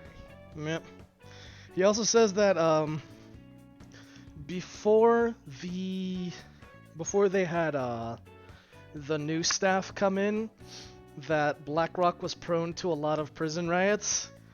And then the last week when the ghosts came in, a lot of those prison riots just kind of stopped. And he says that what they were doing a lot of weird stuff with the prisoners, which was a lot of like just having them kind of fight each other, which, while it doesn't really stand out too much, it was less like, you know, like in a typical case of a prison feud where it's like two prisoners kind of like they clearly are pissed and, you know, okay, well, in the middle of lunch, I'm just gonna pull out a shank on this guy and, you know, it's gonna be a brawl and the guards are gonna kind of wait before they step in. This was more like the guards are purposefully arranging some of these fights. And they're not hiding it. That would be a good way to get out their aggression and tire them out, basically. They're pulling them out of the cells, and while Walter was never bothered, he would see some of the other cellmates being pulled out and kind of being taken to the roof to go fight. And he said that he would hear them fighting, and yeah. But he would see neither of them after that. They would usually both be gone. Gone. Yeah, both of the combatants. He wouldn't see or hear from them after that.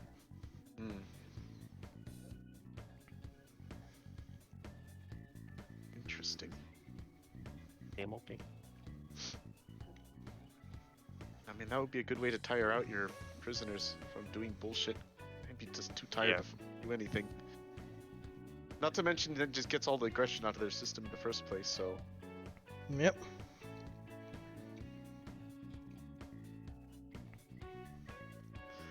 In any case, yeah, a little bit back to the warden. Yeah, the one big thing on the warden is, the warden's suit has something different to it, and the one big descriptor that appears to be that, recalling back to the ghost harness, he describes as the warden's harness to have what appears to be like an extra pair of like, I'm gonna go into Warhammer terminology, but kind of like mechadendrites, like extra arms, basically.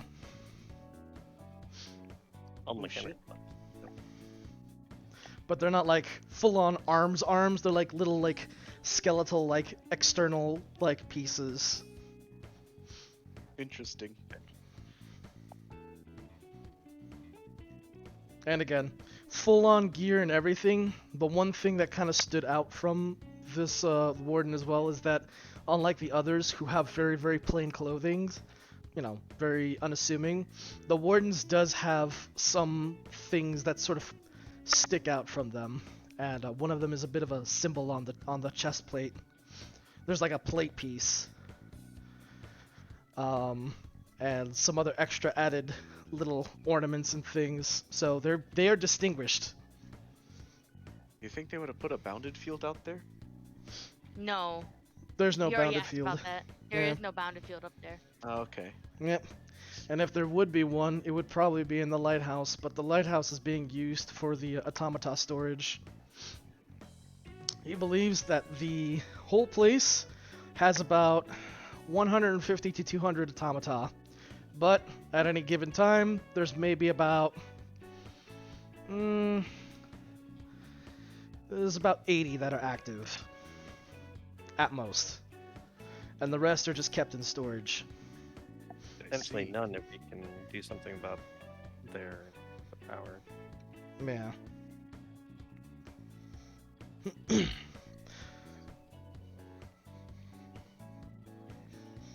But yeah, he gives you all that and then some. Huh. After that, he sort of flips the book closed, and he says, there's only ever been a couple attempts at breaking into Black Rock, all of which were failed. Most of these potential raiders were slain and washed out to sea. A few pirates who got bold, a couple locals who thought they could try and spring out an old friend or an old crime boss of theirs. But there is one definitive thing about Blackrock that keeps them there. Docked are 2 ships at all times, active and ready to jump at pursuers and defend the islands. In addition to that, there's an old deterrent, the Iron Drake. Now, I never got a good look at the Iron Drake myself, but its very presence is still rather imposing, even after all these years of its decommission.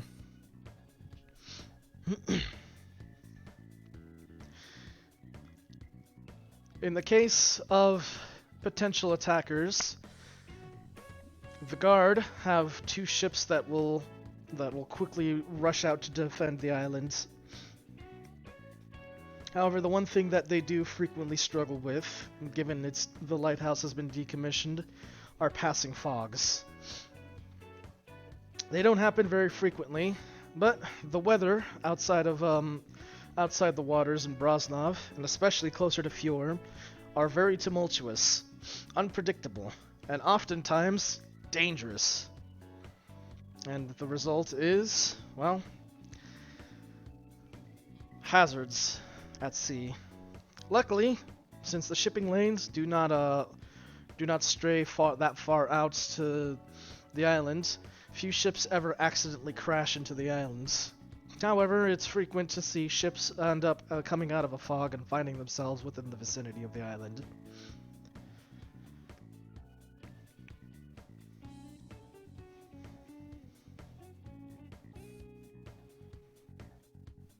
Cool. Yeah.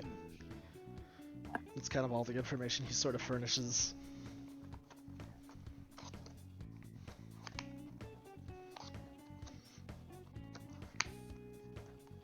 Blackrock's not prone to taking visitors, by the way.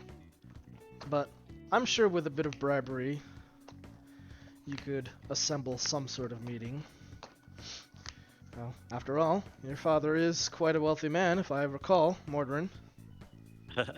Oh, of course he looked into that. Well, he's not wrong. You asked me to look into your brother.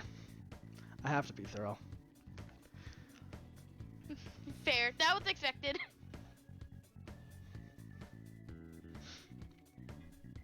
In any case, I won't suggest, discourage, or persuade you otherwise into whatever things you are up to. Your business is your business, and whatever business you have with me, you'll consult with me on that, and, of course, pay handsomely. Now, if we're done here, I'd like to go back to my paperwork. Okay, well, he's done. Paperwork.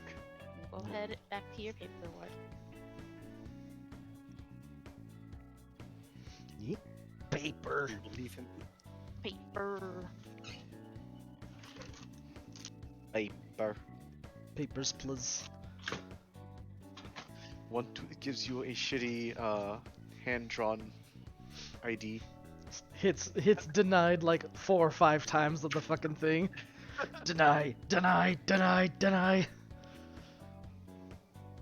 1, 2, 3. Okay. Okay. Fucking guy, man. But yeah, there you go. Dante's there, and he kind of is sort of been listening along, as Dante Sorta. does, Yeah. and tries to pretend that he didn't hear anything when you guys step out of the office. Kind of poorly. Really? He's like, "Oh, hey guys, your talk with Walter go well? Hopefully he didn't get mad or throw anything at you or hit you with his Oh, cane." he would know. Oh, you would know. Yeah, I would know.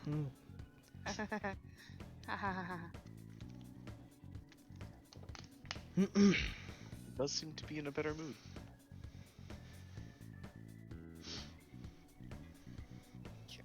At least for him.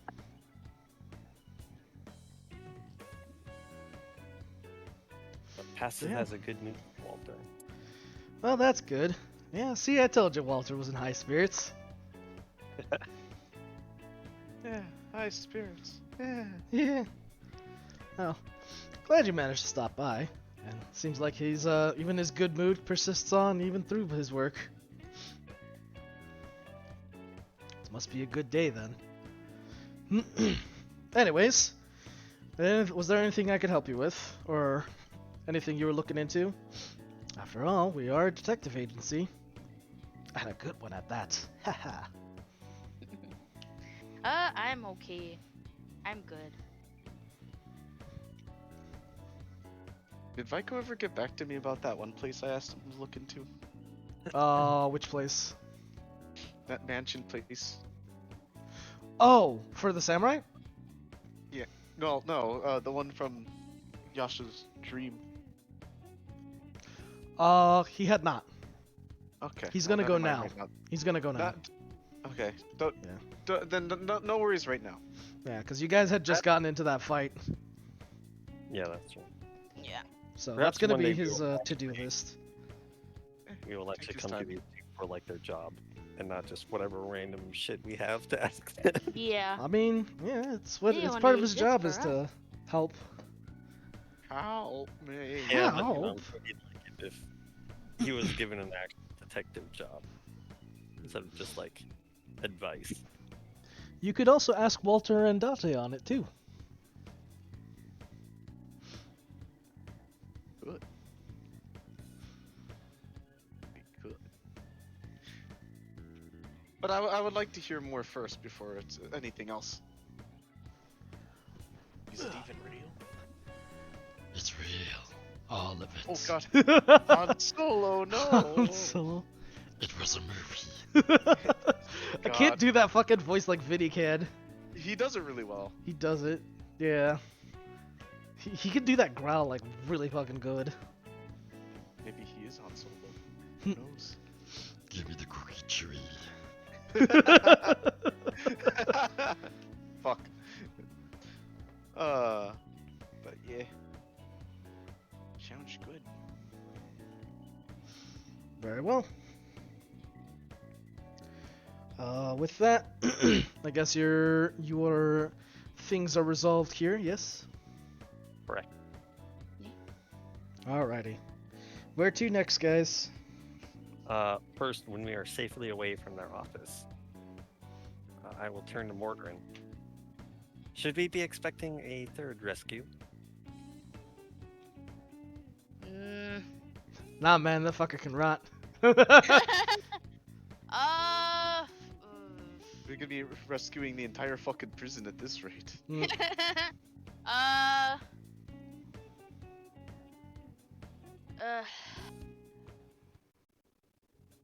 I had have- been expecting the question to be rhetorical, actually. Levine was expecting a yes. Yeah. Doesn't know if want to sit or not. Morgan's like, just like, ooh. It's like, my dude, were you thinking about not rescuing your own brother? Yes. That- Rescuing my brother? No. He does not answer her. Think about it. she will purse her lips, but leave it. Like, oh, I would hey. say expect a lot more trouble. Nah, leave that fucker to rot. Fuck him. Let that fucker rot. enough that him getting out of prison leaves you with pause. It's why he got himself into prison that gives me pause. I'm almost half expectant for the entire island to blow up. If I'm honest. I see. Well, you know your brother best. We shall leave it to your judgment. And unfortunately, I know he's smart enough to know what he's doing. And what he's doing is he probably needed to someone in there, and God, it's gonna make everything so much Or easier. Or both. Mordorin's Harder. going to be pessimistic about this as a harder. That's a fair assessment. Yeah.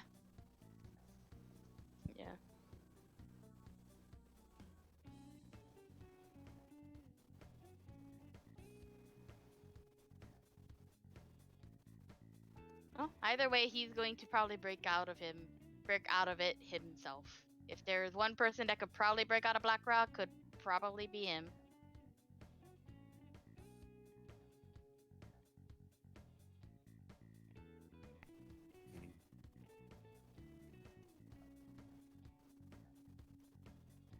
Suppose we'll just have to take his word for it. The emotional answer would be yes, I would love to break my brother out. However, Mordorin is unfortunately a man that just can't stop thinking. Yeah. Sometimes I think. Sometimes. I think. Unfortunately, Mordorin is, I think, all the time. I can't get my brain to shut up. Well, Yeah, feel that.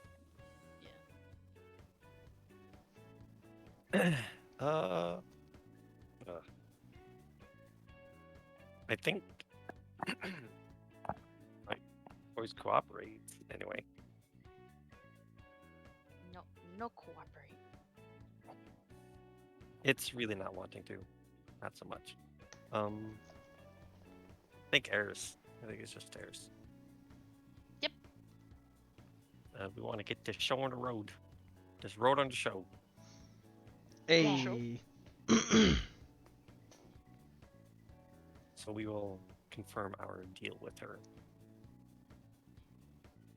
Don't forget to bring the other half of the payment. Yep. So are you guys planning to depart on the today then?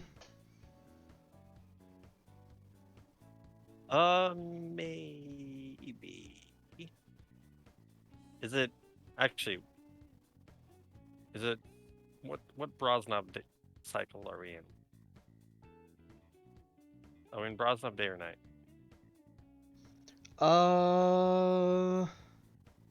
That's a good question. I think it's Brosnov It's Day. night. I think it might actually be night. I'm very gonna important. trust your judgment, and I'm gonna say Don't it's trust my judgment. Brosnov Night. Don't trust my judgment on Nope, it. it is now Brosnov Night. Ah, The only reason I say this is because Vico was out and about like a lot during this day. That's the only reason why I say that. I'm like, Vico usually sleeps during the Brosnov day. no, you know what? It is Brosnov Day. Because, It is? Okay. yeah, it is Brosnov Day. Truthfully, we probably shouldn't do this during the day. Wait, actually, is it far enough out that it's not a problem? Yeah, it's not a problem. It's like half a day's worth of travel. It is far. It is far, Okay, yes. yeah, that's- However, we can also see the sky. So. We don't know what time of day it is Yeah. outside. That's the other However, thing. fortunately, we live on the port now, so we could just, if it's day on that side, we go, okay, we'll come back at night. That's what I'm assuming you want to do. We should do it at night. Yes. Yeah. 100% agree. Particularly on the full moon. No particular reason. No reason. No reason. Although, theory, I say in theory, and practically speaking, the full moon would be the worst time at night for us. But True. Out in the That's when waters? that's when the werewolves come out. that's what I'm. Yes, I'm worried about where. Yes, I'm also worried about werewolves. Me, the person that now prays to Selune, the The goddess of werepirates. werewolves. Just watch Yeah, out watch for the out for the werepirates on the wereboats. Oh no, I don't Dolphins. want to get bitten. Do not bite me, werepirates. Yep. I can't be a pirate. No. Well, the pirates won't be the problem. The boat will bite you though, and then you'll turn into a Oh. boat. Oh. This is inconvenient. I know. Oh, man, Every now's my full chance to moon, you become turn into a girl. boat and raid ports for their plunder. Pirates will congregate upon the decks of your being, What a and they'll weird sail up existence. and down the coasts of Brosnov and Putting Valvadiri. this down as a book. Wereboat. A fantastical sea novel. Not highly acclaimed though. Kind of scorned actually. It's some consider it it's a wonderful read if you're a child. It's a children's book. Pretty much. It's like a teenage book. A cult And not even a classic. good one. God, it's like those fucking books.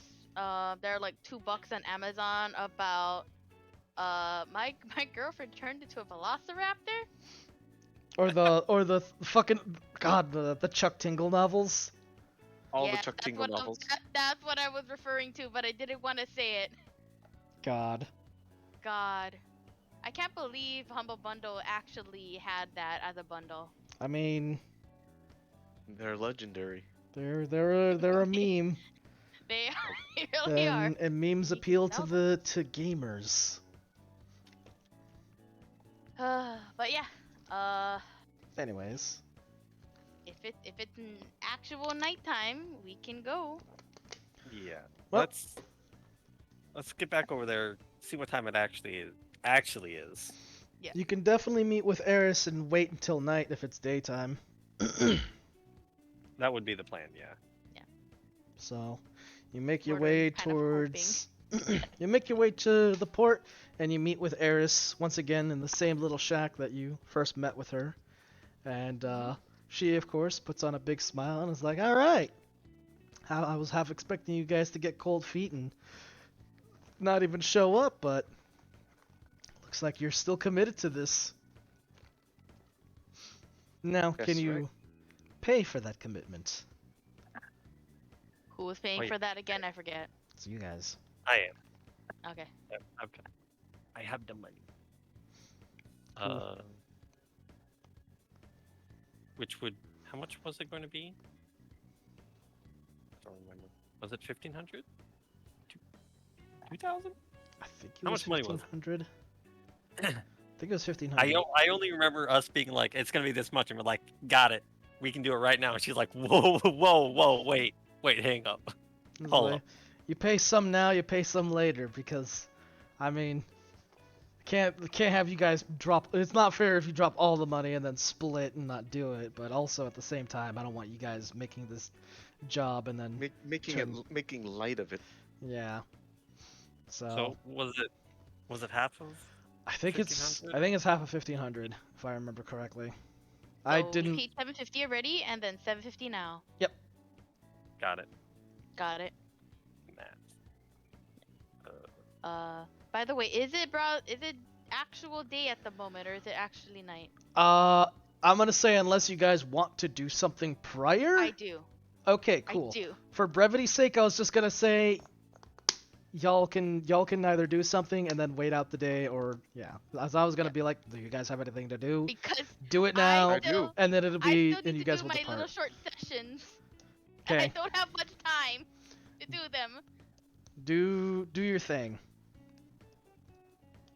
I need to make that goddamn tattoo.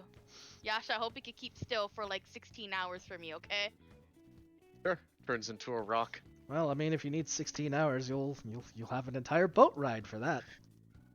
Yes, but doing a tattoo on a boat ride is gonna be oof. Well, you know what they say. Sometimes you just gotta make do. Yeah. Morton was going to try to do as much as he can on land, but you know. Sometimes you It's make a- that it's you a make fight. that wicked Yeah. you try and make a wicked beast tattoo only to draw Sanic the Hedgehog. Very Well, cursed. No, if I recall, it was like Brosnov Day. We had a bit of time, because there was also stuff I wanted to do that was queued No, up man, as well. no, like, is it like actual day or actual night? Put it to you like this: for brevity's sake, you guys have enough time to handle a couple of things before you go and depart. Yeah. So there's enough for No, for I need definitions of Nope. time. no. There's enough time for you I- guys to handle I one or need two to things, relax. maybe at least one or two things amongst the three of you guys, depending on the activity. So Mine is making that tattoo on a Yasha because I have to at least get that out of the way. okay, Tattoo. What's Mm-hmm. the tattoo on? You'll find out. Hamburger. Hamburger. It's gonna A be brave, One. it's going to a bold. be It's just a bunger. oh my god, no. It's gonna Hunger. be a what do they call it? It's going to be a bear, but this time he's eating ramen. Shit. Yeah. Bear eating an X. Yep. Like Bear anything's- eating a ramen and also having dumplings with it. Bear eating a dumpling. Bear eating a ramen. So yeah. Bear eating a fuyuto. Oh, um. Oh no. I'm just Alright, gonna. we should go one by one to talk about what we want to do then. yep. Yeah, and I'm just gonna yeet this over to Luke. There you go, hen. So who wants first? I mean, mine is very simple, so I could just go dead last in creating this tattoo. Plus, mine is gonna take the longest, and it's just literally creating a tattoo on Yasha. All right. Yasha, what do? I wanted to adapt that suit better. Oh, practice with the suit. Yeah. All right. You can also take the suit with you on the boat as well, but we can get a little bit of a training session now. Yeah, might as well do what I can before we go. Okay. We'll say that we'll get 2 sessions in to practice. So there are 3 parts to the suit, and in order to perfectly adapt to them, you'll have to test to master all 3 sides of them. All right. So- And the other small part was just getting Lamin's help, which is wouldn't even take a couple hours, I think, to modify the suit just a little bit, which is to say, rip the tubes out and then patch Showing them up. up. Okay. Yeah. Because we Remove don't the need drugs. we don't need the butt sniffing tubes. Oh. No, we don't. I'm telling you, I'm What so the fuck? sorry. It's that meme. I just keep the sniffing your own farts.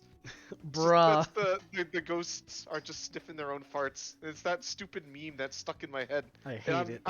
I'm so sorry, but I mean I You think it was ruined a cool. perfectly cool enemy with your dumb meme. It happened I mentioned it last time. I too. know, and I forgot about it until you brought it up again. They're just going around sniffing their own farts like, yeah. I hate it here. No, but yeah, just quickly get Lamin's help to rip out the tubes and just patch them up. Okay. Easily done. Yeah, it wouldn't take much long. But other than that, just train with the suit.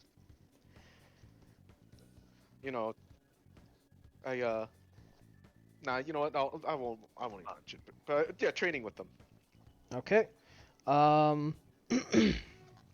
So you can make an endurance check to try and adjust Alright. to the endurance. So it's going to be a constitution. So there's an endurance aspect. There is there's endurance, dexterity, or a wisdom. Wisdom. Wisdom is required in order to utilize the suit's more advanced functions. So in other words, if you want to use the little ghost step that they use, you're going to need to have make a successful wisdom save. Okay. And you'll have to do that in enough practices. And if you succeed enough, or depending on the degree of success, it'll allow you a certain amount of usages for that ghost step. If you make successful constitutional saves, you will get bonuses to you'll get some bonuses to your, it's kind of weird, but you'll get bonuses to your stealth actually, and in those, depending on it, you'll get varying degrees of bonuses whenever you're using the suit to try and hide or use stealth checks. And then the dexterous check is actually used for climbing, so to better make use of the gear, and you'll get bonuses for climbing, jumping, and all that sort of stuff. Not that you'll be really needing it, given you're a monk and already insane at jumping and climbing. Make it even higher. The dude just fucking leaps up the side of a blimp. The most useful out of Was it? So basic functions I can just use fine then. Movement. Utilizing the movement suit and actually confers a disadvantage to you disadvantage. in its current state because um, if you have the suit on and it's turned off, you take a Oh, I disadvantage mean- check to everything. Oh, I mean, with it on, can I just move around normally, or? No, you will be taking checks in order to use it because remember, while it's turned on, it is constantly messing with your body heat and it's constantly messing with your body in general. I think that's what I would like to practice is actually functioning normally with the suit on. Yeah. And in general, it's like, it's also just very awkward to move in unless you're just used to it. The dexterity part is to also kind of help you move with it as if you were just like, as if it was part of your natural movement. The dexterity part is, or the constitution part is getting adjusted to the fact that this thing is constantly fluctuating your body temperature. And Right. the wisdom part of it is well, it's more so the magical presence because it's not really a very normal magic item or magic I guess battery for lack of a better phrase. That's Yeah, my main concern is just just being able to use it normally. so Being able to function and move normally for the most part. okay. So for that, what we So can that do. it's not like I'm in the middle of combat and I'm like, hold on, let me take off the suit real quick so I don't have disadvantage to everything. Yeah. So here's what we'll do then. You can make one full pass of each of those respective checks. We'll do that. Okay. And if you pass Okay. all three, then you'll be able to function normally with a suit without detriments. All right, well, we'll see. My luck ain't that great, but we'll see. So Go. what's first? So your choice of Dex, Con, or Wisdom. Go, Hen, go. Let's see. Well, we'll start with we'll start with Dex, Con, or Wisdom. We'll start with the weakest one. Which is Con. Oh, Oh, what's the result? nat nat 20. 20. Alrighty. I guess Yasha quickly adapts to being bodied. You quickly adapt to the fact that this thing is constantly heating and cooling you down. I'll just say that there's some chi bullshit happening with that one. Yeah, you kind of concentrate your energies towards the fluctuation up until a point it reaches a point where you're just sort of, it feels less like you're constantly being like pulled apart by the heat and cold. More seems to be more in balance with you, like breathing. Okay. Next is Wisdom. Wisdom. So this is your ability to concentrate under the 7. a 7. Ooh. So you're not able to fully concentrate and function with the magical presence that's powering this suit. That's fine. And then last is Dex. Dex. Yeah, but this is more so the dexterous part. 21. 21. Cool.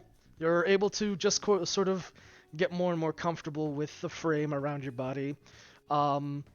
This does make this difficult, however, since you don't have the capacity with the magical component, and you kind of experience what's sort of like, you experience kind of a light sickness to using this, and so what's happening is that you're prolonged exposure. You can't. It's VR sickness basically. You can't Yeah, wear the suit not for used too to it. long. Yeah, you're just not used to it. So you'll have to make another successful check before you can make another pass with the other skills. Successful what check? Successful wisdom. Okay. Is that next time or this time? It'll have to be the next time you train. And then Okay. before you can make another pass, you'll have to pass that. So if you fail again, you'll have to wait until you try again at another time. Okay. But Sounds fine. if you fail twice in a row, you can try with another skill to try and focus. And the DC will go up and you'll get a bigger benefit to using those skills. Alright. Sounds good. So right now, the suit is conferring no bonuses because you're I- short one. I'm just trying to avoid major detriments. Is all I'm trying to avoid at the moment. Yep. You can wear the suit while it's on, though. Just not for very Alright. long. Okay, that'll come in handy. Yeah. You've got a total about maybe 20 minutes before you're like, okay, this thing is just making me feel sick. Alright. Well, alright, that'll be good for now. Hoping to get more practice out of this before the island, but we'll see. Yeah? Then I gotta tattoo you. Well, Tattoo? That's true. Lamine, was Mostly- there, mostly- or Yasha, was there anything else you want to do, or just the trading sesh? Just the training, because I assume a lot of the other time will be taken up by the tattoo anyway, so. Alright, Lamine? I got nothing. Okay. Then, Mordrin.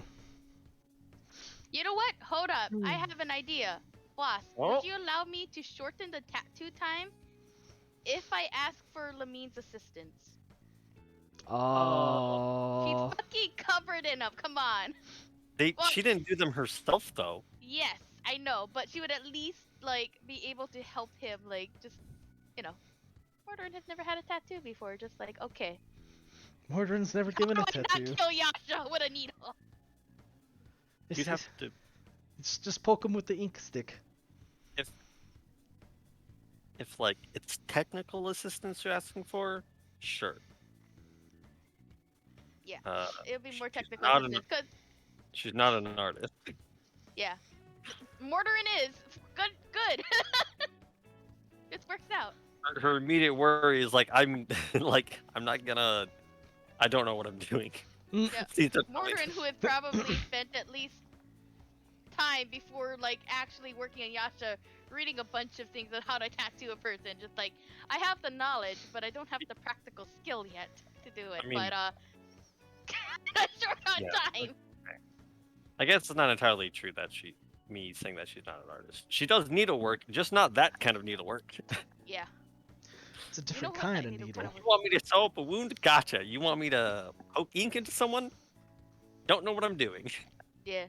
I would like to say with a combination of Mortarin just fucking inhaling whatever he learns, Lamine's like actually having been having actual tattoos. Would that help shorten the time on working on Yasha? Her advice is send it. Yes. Conversely, advice is just get it over with. If it's Yeah. like pain you're worried about, no. What do you So- say, boss? If you're looking for like a specific part in the body that won't be as painful, then she can do that too. Oh, I don't know if well, it'd make it easier, but he already know then. Funny enough, Lamine actually has a tattoo on that side, so. is a bicep? The shoulder. Kinda. It actually goes from I mean, I guess it's what? hers Oh my is god, a- what the fuck is that thing called? The chest over to the shoulder. If I remember correctly. Oh my God. It's a Where is it? like upper sleeve, basically. I mean, Yeah, basically upper sleeve. Yeah. I think a sleeve like that can extend into the pec, into like the pectoral area. Yeah, I think Lamine's I think does it's not, mostly but it does have a sleeve. yeah, it's mostly chest to shoulder. Yeah, it is chest to shoulder. From how that looks. Yeah. But yeah. Yeah. Yeah. But yeah, boss, would that allow me to shorten my time a little bit? I get Lamine's help? You can. What I can do for you is, if you have the bonuses, you can have a. I guess, for lack of a better term, you can have like the sketch etched out, onto. Oh, he Yasha. would. He would already like onto Yasha himself. Like Morton would actually have sketched it out on paper before being like, okay, I'm going to ink it on Yasha. I Can you mean, imagine if the he sketch. fucking freehanded it? I meant doing? the sketch She does- inked on Yasha. Okay. Freestyle. Freestyle. Good. Mordrin did his research. Of course he did. It wouldn't be Morton if he didn't do his research prior. You know what? That's fair.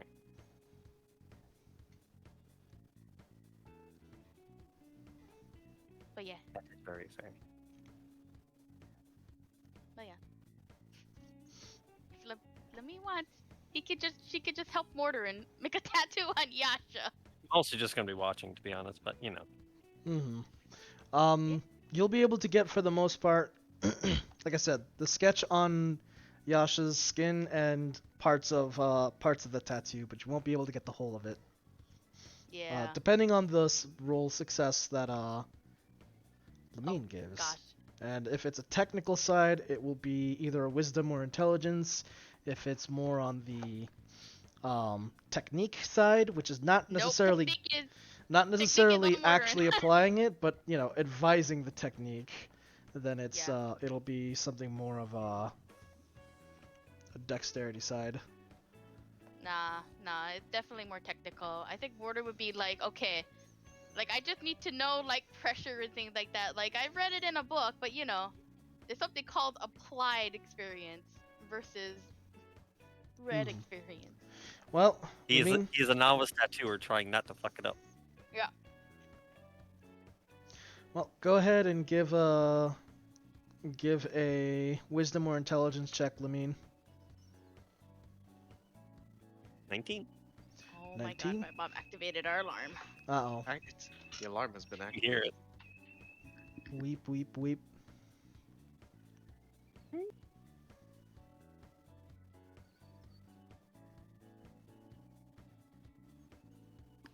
She needs to stop going out the back door. The alarm active. But yeah, I'm back. It's a 19, boss. Yeah, Lamine rolled a 19. Yep. Yep. You have advantage. Oh god, I have to make a check on Yasha. Okay, here we go. Yep. It'll be what would be a good tattoo application? Something dexterous base. Would You're trained you in be these tools. okay with a dex check, but I get proficiency Yeah. because of art? Yeah, I'd say so. Okay. Okay. We're going to hope that we don't fuck it up, Yasha. Also, I just realized I don't think Mortarin actually it's at least in the middle. It's a 16. I'm going to assume before this, Mortar would have the conversation of Yasha. I'm going to put a tattoo on you. Are you okay with this? Sure? That conversation. Okay, cool. I don't know why it would be bad. It's the principle. Yeah. Mortar just like, alright, I'm gonna start drawing on your arm with this ink pen. Just stay still, Yasha. You're certainly not going to do body modification without your say so. Or unless you're dying, I suppose. But that is not. I need not relevant a here. medic bag. I advantage, right. need a medic bag. 23. 23. All right, you're able to successfully apply the sketch and parts of the tattoo onto Yasha in relative speed too. Even Mortarin's impressed. Got the detail work out of the way. Just gotta finish the rest of the detail on the ship. What is it of? Do I learn yet? Well, since the sketch is there, it is of a bird. Oh. The birdie. Oh, nice. Yeah, A birdie. a birdie. Does the bird have significance? What kind of bird is it? Forgot. It's a vulture. It's I a can show you what it points. looks like though. Got any vulture points, Bosh? Nope. Where's the realm? Oh. Okay. Let me see what we got. Where'd the vulture points go? Gone. Oh, Smashed gone. to atoms. Who's Adam? Interesting. Okay. Yeah. That's cool. Yeah. Nice. I'm putting it up on stream. Oh, yeah. There we go. We got a Yasha with a bird. Yeah.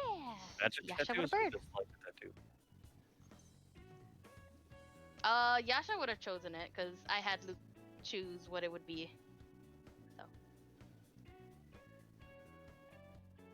But I Yasha. mean, like, does the tattoo do something, or is it just a tattoo? Oh, it does something. It just isn't finished yet, so it doesn't Doesn't confer anything quite yet. Yeah, it doesn't confer anything quite yet, but once it's done,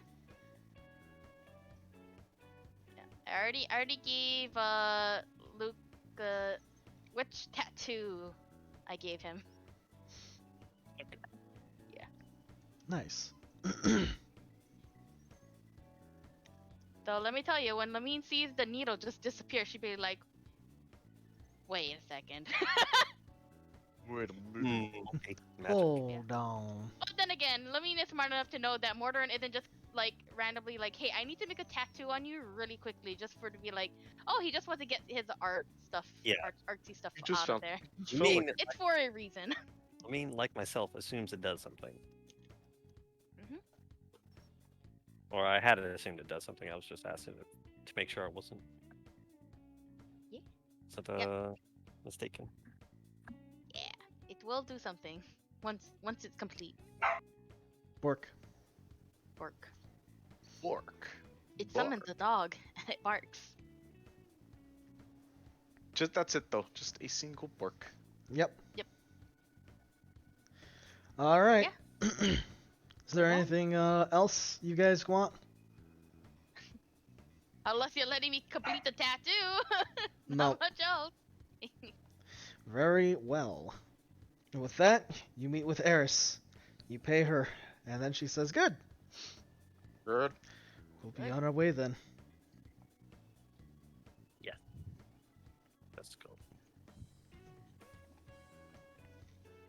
And with that, she guides you guys off onto a small little boat, like a little teeny rowboat. Oh. And you see one of the Vinton you recognized earlier, not the one that picked the fight, but one of the other Vinton that kind of hung Hey, around. you're the one that picked a fight. Yeah, and you see him kind of chilling on the boat, and she's just like, "All right, our crew is here." The Vinton kind of eyes you both, all three of you, and he's just like, shakes his head, and he's like, "Cam, this is the most ridiculous request we've taken." And Eris is just like, "I know. I know. Anyways, start rowing." Oh God, is he gonna row for half a day? Jesus. No, he's rowing you guys to the actual boats. She doesn't You have know her what? boat in That's dock. fair. He just rose all the way to Blackrock. Holy You shit. guys, I mean, did you I mean, legit if- think that she was going to like take you guys in a in a fucking mean, rowboat? You know what? You know what? If it was not for us to be seen, I mean, props I was to her really- for thinking about that. But Jesus. I was certainly hoping that wasn't the case, but you Yeah, know. me too. But I was like, oh, this girl's taking stealth to a whole new level. Fucked his biceps, I guess. N- His biceps were trained that way. That's how he got so strong. I didn't have a song prepped for this particular part. Oh Oh no. no. Oh no. So yeah. So the Vinton starts rowing, and for the better part of almost 2 hours, you see the city getting further and further away as you are brought to quite a distance, and you see kind of like a big old sea rock just off in the distance, and behind that rock you see tucked away, well, it's the ship, Hey, it's the ship.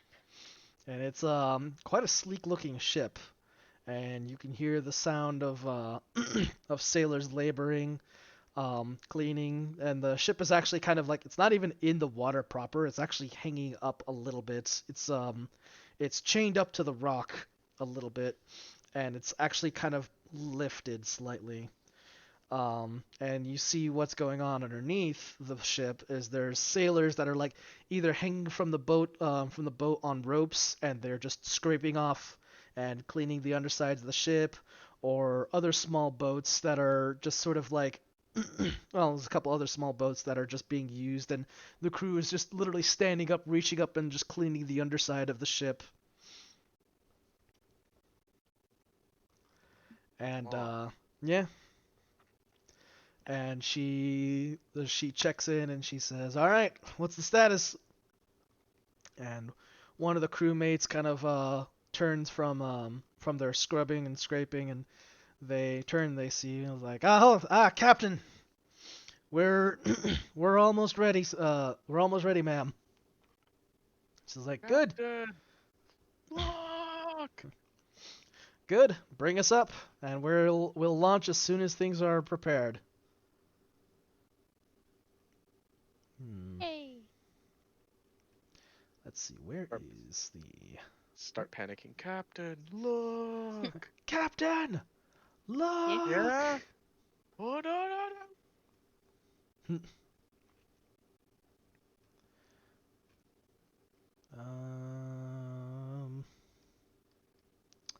We'll go with this for now, since I can't find anything more proper. So yeah, a rope ladder is lowered onto the water, and Eris lets you aboard. The ship is the ship is bigger than Gilbud's ship, as you're kind of a little bit more familiar with that one. But it's not quite the same size as the ship you came in on with Tessa. It's still kind of small, but it feels like it's of a rather sleek design, much like Gilbud's ship. And after a little while, you settle into this ship, and the crew starts to collect their things and pack in everything. And once everyone is aboard and accounted for,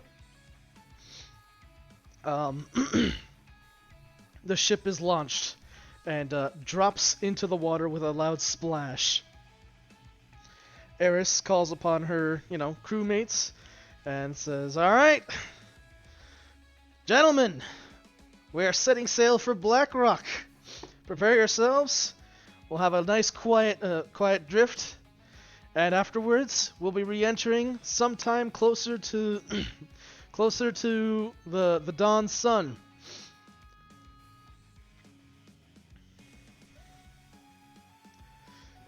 And with that, she kind of starts instructing the helmsman on coordinates, and the crew set to work adjusting the rigging and preparing everything to move as quick and smooth as possible. Obviously, this thing is not hauling ass like Gilbud's ship, but it moves at a fast pace. Everyone's getting fucking tossed around. Getting their cookies tossed. Where Gilbud's ship is a literal fucking speedboat. Yeah. Good. That means I can actually probably still able to finish that too. Yeah. The ship is fast. Not as fast as Gilbud's. But yeah, it's pretty quick, but it's not like straight tilted sideways and all you can do is hold on for dear life as this thing just hauls ass. So, and the ship is actually pretty smooth to sail on. Sweet. And for the first time in quite a while, you see the night sky above, and it's Actual night sky. It's after weeks of being under the Brosnov's umbrella, it's a welcoming sight, really. Yasha's eating that shit up. He's like, oh fuck. Just night like sky. you can see everything. You can see the stars, the moon. That just you could see. You can see it is a lot of stars. Moon and stars. The moon is right. The The moon is right. Anyways, That's right. so yeah. Yeah. I'm just gonna be wandering somewhere where I'm not in the way. But probably towards the bow, because it's a preferred spot, I suppose. You guys all kind of have to share your own quarters, but you have your own spot on the ship. That's fine. I only need the spot to finish Yasha's tattoo. I mean, we'll probably spend most of her time on the deck if she can help it. Alrighty. Ain't too much to do while aboard, so this is She's probably just the most apt time to interact with anyone aboard, like Eris or any of the crew members, I do have You an guys can- interaction. RP with each other, and you may also do some preparations. As once you arrive, it's going to be that. God, what fucking preparation. How many hours do we have before landfall? Well, it's half a day, or half a day. So you've about 12 hours. I see. How long is finishing the tattoo gonna be? Well, you got the sketch done and parts of it done. I'm gonna say it's gonna be just a couple hours. Okay. So I'm gonna leave you to that, and you guys decide and just kind of do what you guys plan to do. I gotta BRB real quick. Okay. It'd be kind of funny to ask Lamine to have that duel, but also. On the ship? Yeah! Mortar would never, but that would be a fucking funny. It would be, and once you'd veto, it's like, wait, where? Why do? Veto the player, because Mortar would just be like, no, I'm not fighting her on a ship. Only Did we say boat Yeah. fighting? Is it time for boat fighting? Boat fighting.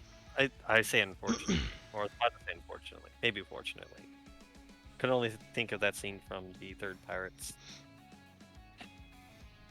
Eris, marry us. I'm a little busy at the moment.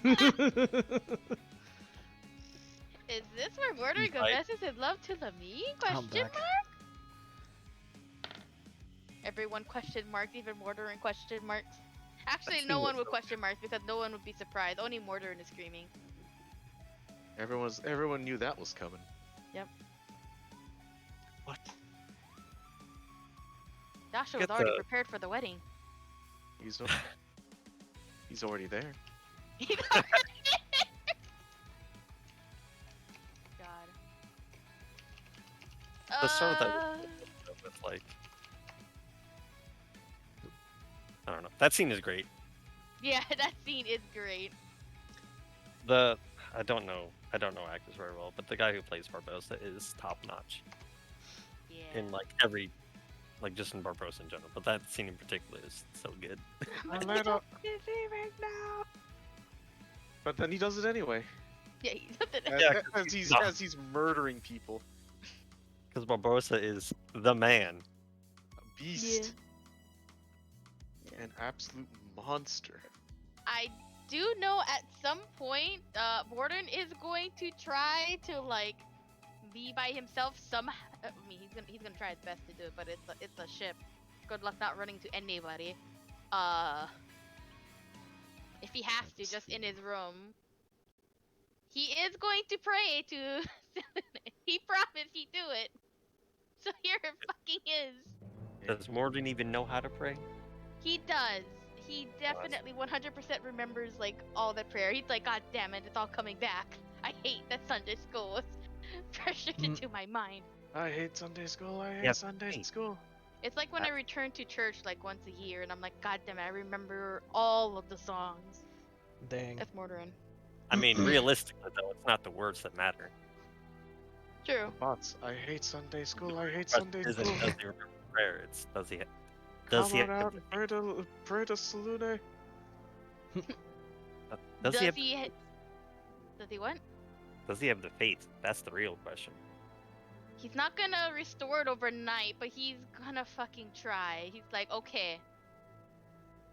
You told me to give you at least a chance. Here's your chance.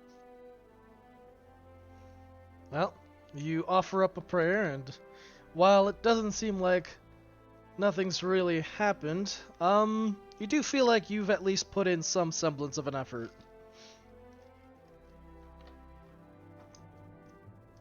But other than that, you don't really get a response. That's fine. That's mean, probably for the better for him. It's a He's prayer. like, I mean, she's not gonna Not show up anything. at every prayer and congratulate you for it. You Yeah. man. Gold star for trying. Good job for trying. That's not the kind of god you pray to. You pray to the mommy goddess if you want her to show up and give you gold stars every time. Kind of bit the mommy goddess. Hmm. Even Though she's that not isn't that I was gonna say that's know. a whole different kind of prayer, so we'll just leave it You at know that. what? Fair. I say she's the mommy goddess because she technically is the god of fertility. So, actually, wait, no, I think she's more about love than fertility. What if I ask the goddess to bless this ravaged body? Yeah, she's more about love and Holy marriage. Sigmar, I think bless we're this picking the ravaged wrong body. You know, The god be like, yo, holy shit, calm down. Lamine's god is actually the god of fertility. Yeah, that's why I was just like, wait, no, my god is not. Lamine's god is the one that has domain over that. Or at least part of his domain involves it. Yeah. So Cry primary with god your anyway, not foul the existence. Lathander, not Ilmater. Again, he will pray, and then he's going to attempt to keep his mind busy because Jesus, he's a nervous fucking wreck. Anxious. See his brother? About a lot of things, but his brother is definitely tip of the iceberg.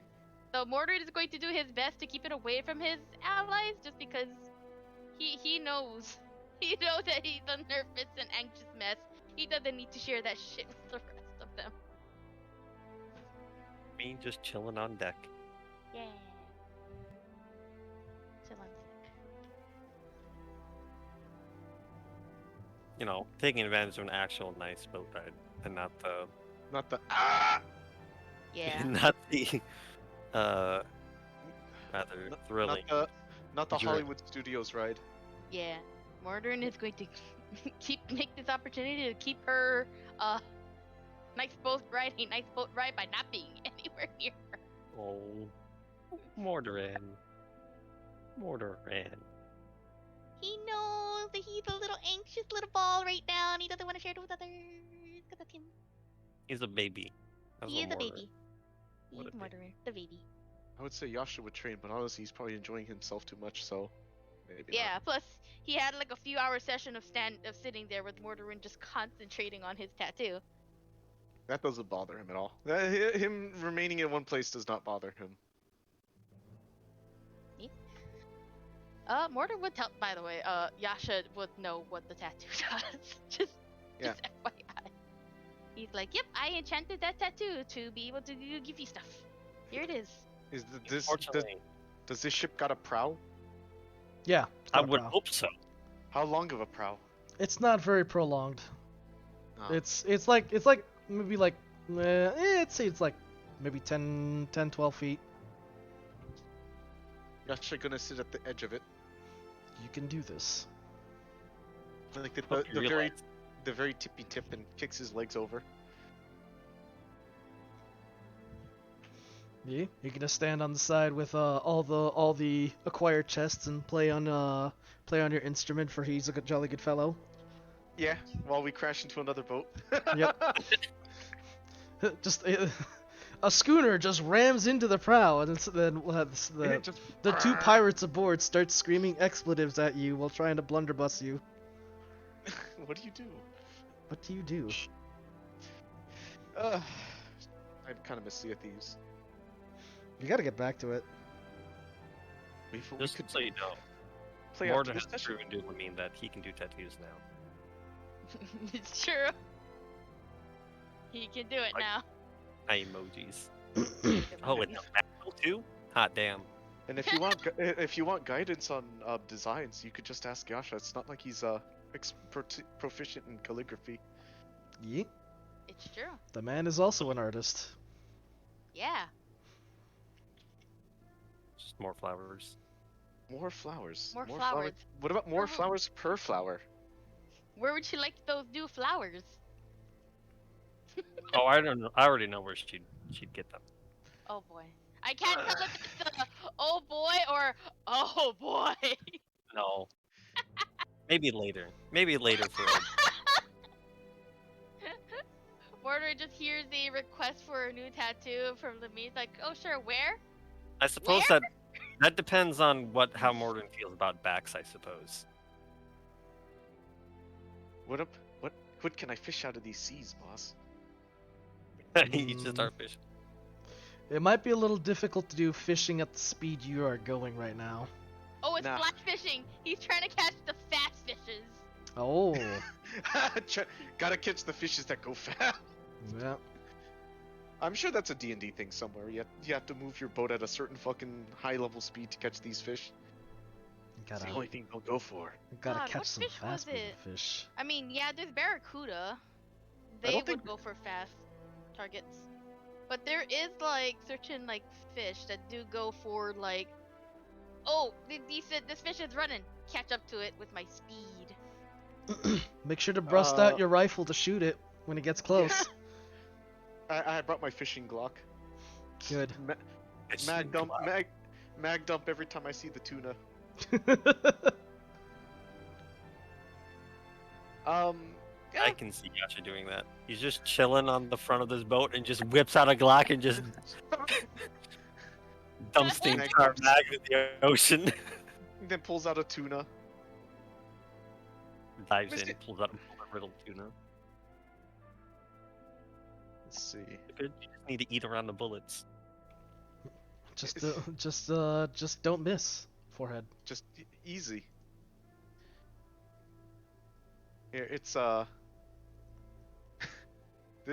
here. Not picture, video related. It's Yasha Goes Fishing. Oh God, did you find it? Just Oh, what is fishing. this? I'm not gonna play with the audio. I'm just gonna just fishing. He just pulls Whips a it gun out. at the end. What about that one video where it's just like, don't leave home without your fishing gun? It's just a thumbnail of the dude pulling a gun on the fish.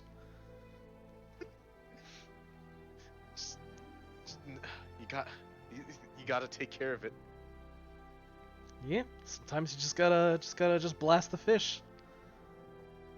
It's the only way. But yeah. In any case, yeah, we can't really do much fishing in these seas. Not to mention, it's kind of, how do I put it? There's no lights really, aside from the stars. And while it's a It's nice mostly a sight, joke. yeah, It's mostly a joke. I know there's nothing to fish up in that speed in waters. Yasha is just going to enjoy himself yeah. and relax. You could also take this time to get another training session with the suit to get that wisdom check underway. Okay. It won't be long though. It'll literally just be the wisdom check and attempt. Yeah. I'm gonna break this travel time into 3-hour increments, so there'll be like 4 sessions, basically 4 little mini sessions, and I'll also roll for a potential encounter. Okay. Let's see. Oh lord. Let's see. Okay. I will attempt another attempt.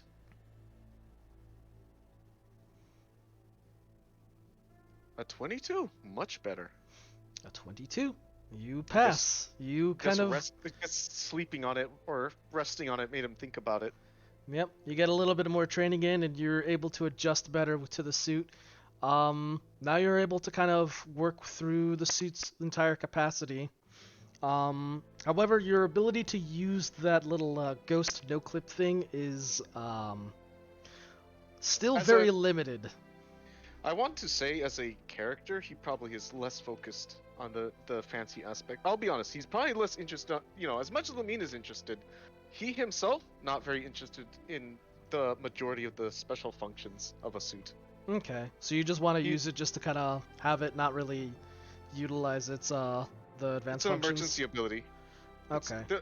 They're nice to have, but he's not focused. The most advanced stealth function he would personally probably be interested in is the muffle, but that's kind of just a part of the suit. Mm-hmm.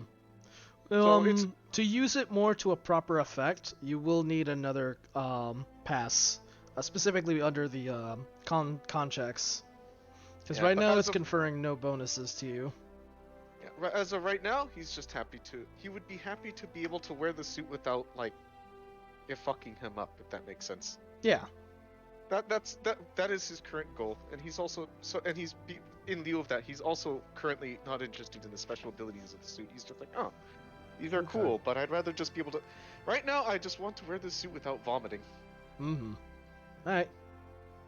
That's his goal right now. So if that, changes the way you think about him trying to like adapt to the suit, his current goal is just wearing the suit without like going, ugh. Basically. I see. Because the special functions are out of his mind, as well as like many of the other things. He's just like, can I wear this and still swing my weapon around like he just wants to be able to wear this as like armor, less Mhm. than a suit. Well, it might be a little tricky to wield it as armor, but an assistance harness is definitely viable. Oh, and he will also rip off any parts that are too heavily armored because he doesn't need that armor. Okay. As Yeah, a so side note. far you're able to wear the suit with no benefits or any weaknesses. So That's no fine. benefits and no detriments. That's all he wants for now. Really, actually, that's mostly what he just wants. So Mm-hmm. in the However, future, he it's can work on those things. But yeah. In order to use that full like soundless thing to its intended effect, though, it will require a little more training. yeah, but for now, being able to wear it without like flopping over would be nice. Yep. Mordrin, Lamine, did you guys have anything else for this particular increment of time aside from your Uh, interactions? besides freaking out. Yeah. You know what? Actually, I think this might be a good time for Mortarin to take out his stress by drawing. He will take it out in a healthy way. Alrighty. Good for him. Quote unquote healthy way. Your next Look. I'm gonna say that your next non-physical skill check you will have at +2. Just at your next one.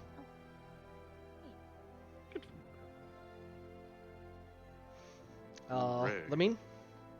I'll be honest. I don't really know if Lamine has many plans to do anything during this entire boat ride. Alrighty. Nothing really comes to mind. Maybe you wanna look into some of the more intricate details of the plan. You can mull over the plans. You could also just kind of relax or even like get a little bit of exercise in. It is most. I mean, it probably would be mostly like mental preparation. Yeah. But doing doing an overall better job than Mordor, I'm sure. Than Oh yeah, no, he's a mess right now. uh, He's working on it. keeping cool before we go in. Okay. But that's pretty. I'll chalk I don't know, that that's up as pretty- sort of more of a mental relaxation. So you'll have a Yeah. just like in the same essence as Mordrin, your next non-physical skill check, or non-physical skill check will be at a +2. Sound good to me. She All right. just chilling. Let's see what happens at sea. A guy, Ooh. a dude explodes in the distance. Some random guy in the water explodes. It's just, Okay. what the fuck was that? Yeah, he. So during your downtime, the World Walker appears before you. A world walker. Who? The World Walker. In front of who? Mordrin. Were you holding the God. key? Who's holding the key? Oh, I am. So yeah, it It'll would be be me. Mordrin. Yep. So he appears before you.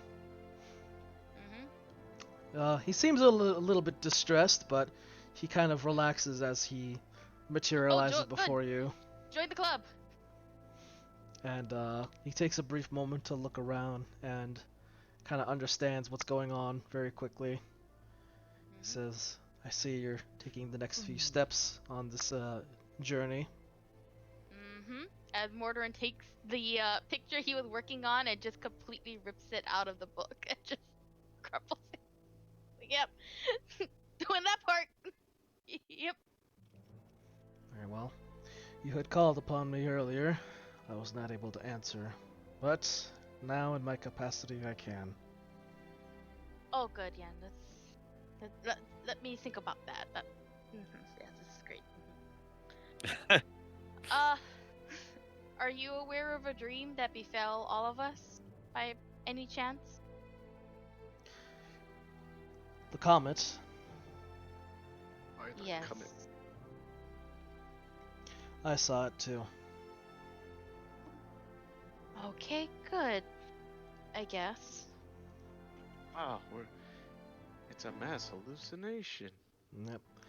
Appears that our our foe, the Herald, has Harold. Herald has once again been attempting at prodding away at my defenses, and in some ways that brought you guys to visions of my own, in a way. So you're the one that's causing the visions for all of us. In a manner of speaking, yes, as I had done so before when you first arrived for the Night Vault. A little relieved.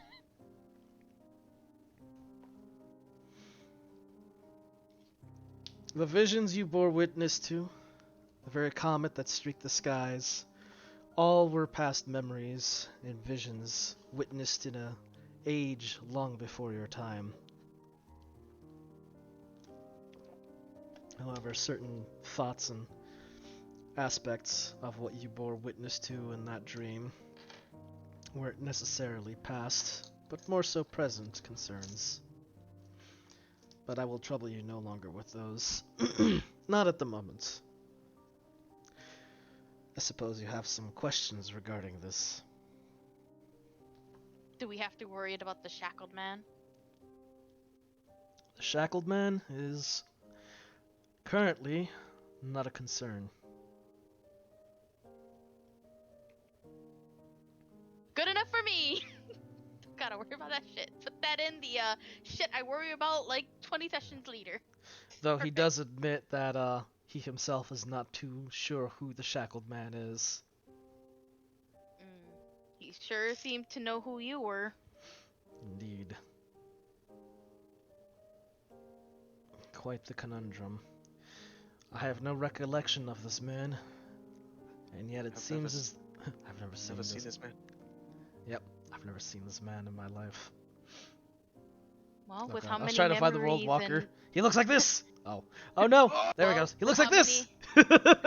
well, with how many memories and pasts you have, it's entirely possible you just simply can't recall it at the moment.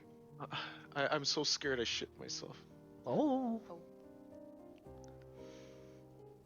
It's no easy matter. Oh, here he is. There we go. We got the World Walker here. Look at that. Look, here's the boy. And anyways,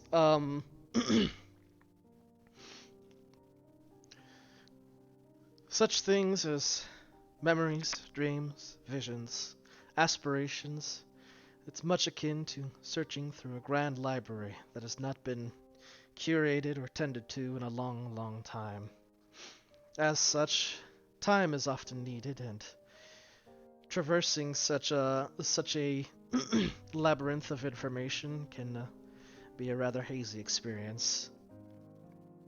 However, my silence is not of neglect, but one of arduous labor, as I am doing all I can to recollect everything and to provide aid, whilst also acting as the very barrier that prevents the Herald himself from imposing his presence upon you. That is much needed from what I know of demons. Not something we want to get into at the moment. Yes. I grow ever closer to the knowledge of the Herald, though. All I know is that he is, in some essence, a disciple of the past. However, there is something I must discern. The sealing away of the Herald within the Night Vault was not one of a physical sealing. You see, all that passes into the Night Vault is by technical means or by a simple means, they don't have a physical presence. They lack a body. They are quite like me in a way.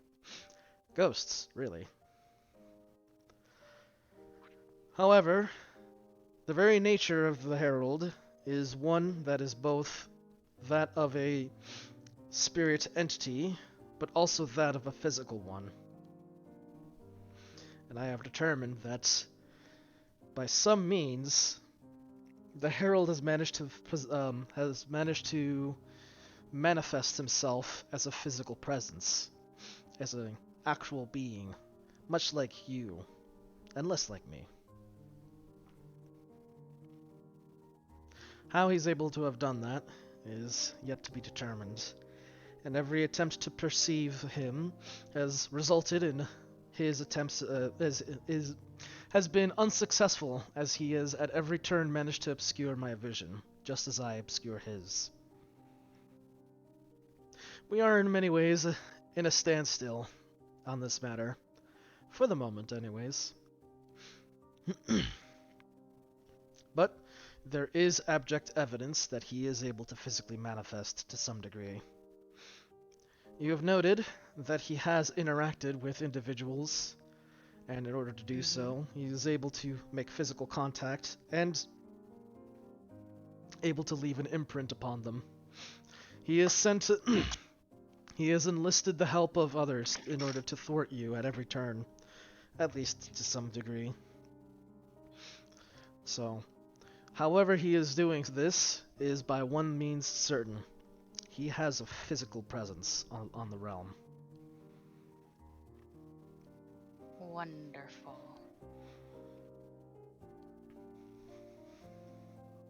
However, anything further still remains a mystery. I will find out how he's able to have done so. The magics of the Herald is great and dangerous, but to be able to create to create himself back from the brink of annihilation in such a way, well, that's a feat even I'm unaware of there being any capacity.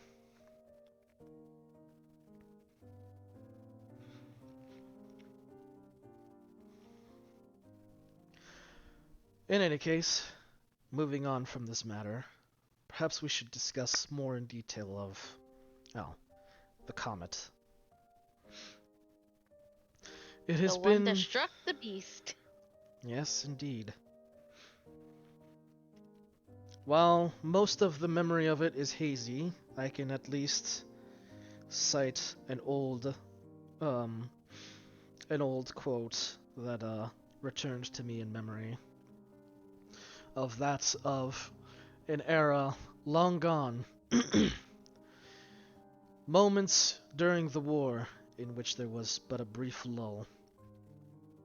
Mighty beasts had joined within this conflict.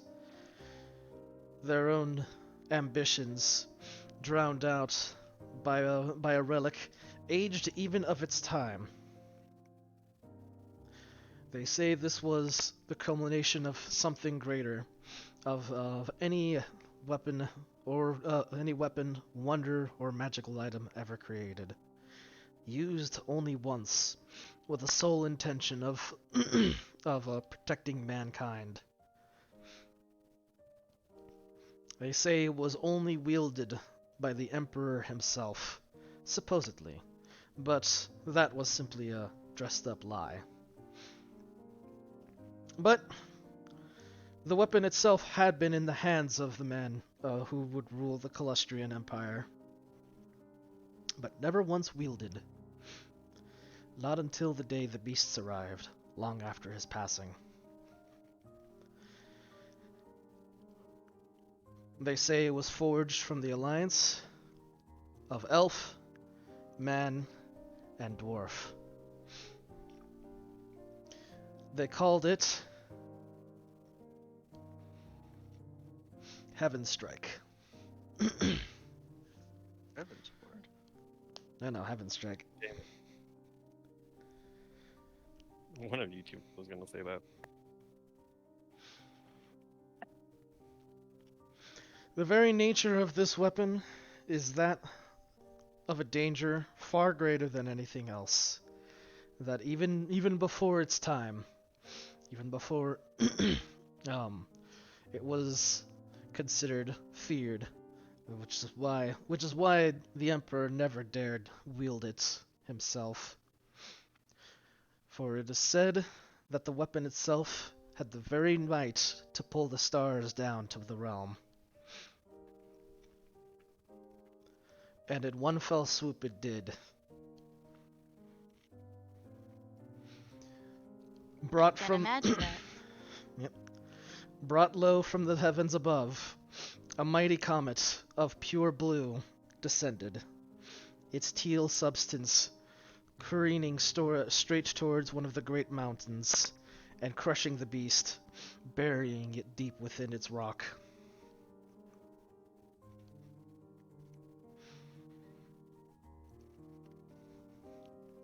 They say upon that day, those who followed the mightiest of beasts cowered in fear. Many fled the realm, and those who had not the capacity nor the will to fly resolved to hiding, hiding and living their lives in the shadows, long after the devastation.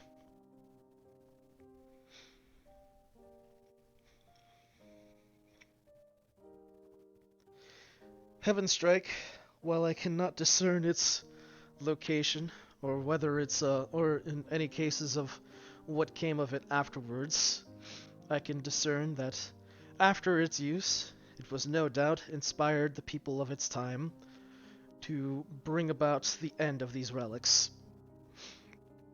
thus moving the great Asyondir into casting his great spell,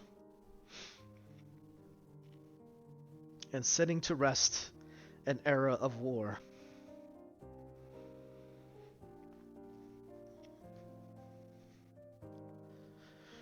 Perhaps one day we may cross paths with Heavenstrike. But let us pray that that day is never with the mighty scepter in the hands of the Herald, or any of his minions.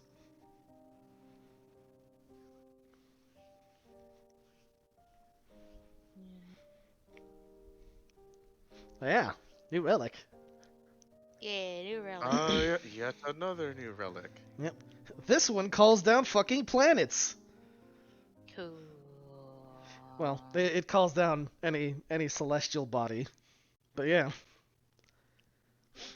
The one time it was used, it brought in a big fucking comet.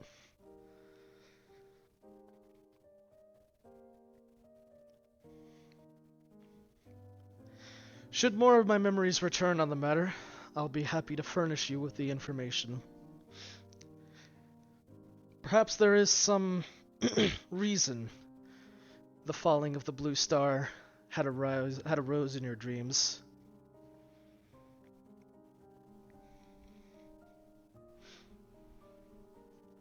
I have a theory, but it's just a game theory. Oh that my he doesn't- god. Thanks for watching. It's a theory I'd rather not think on at the moment. Aw, let me hear it. Given my own connection with a god known as the fucking goddess of moon and stars. Oh boy. thanks. What's your theory, boss? No, Oh, but what's your theory, boss? no. She might have something to do with that. Oh, Well, Brad said she's not the goddess of not stars, planets and comets. So You know, that's fair. Yeah. So just like, she might be the reason why we all had that dream, at least partially.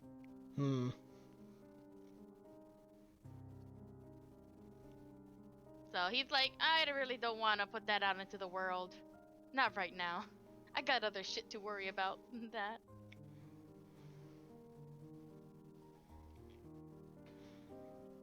Well, in any case, the World Walker is still present and able to answer any other questions you may have.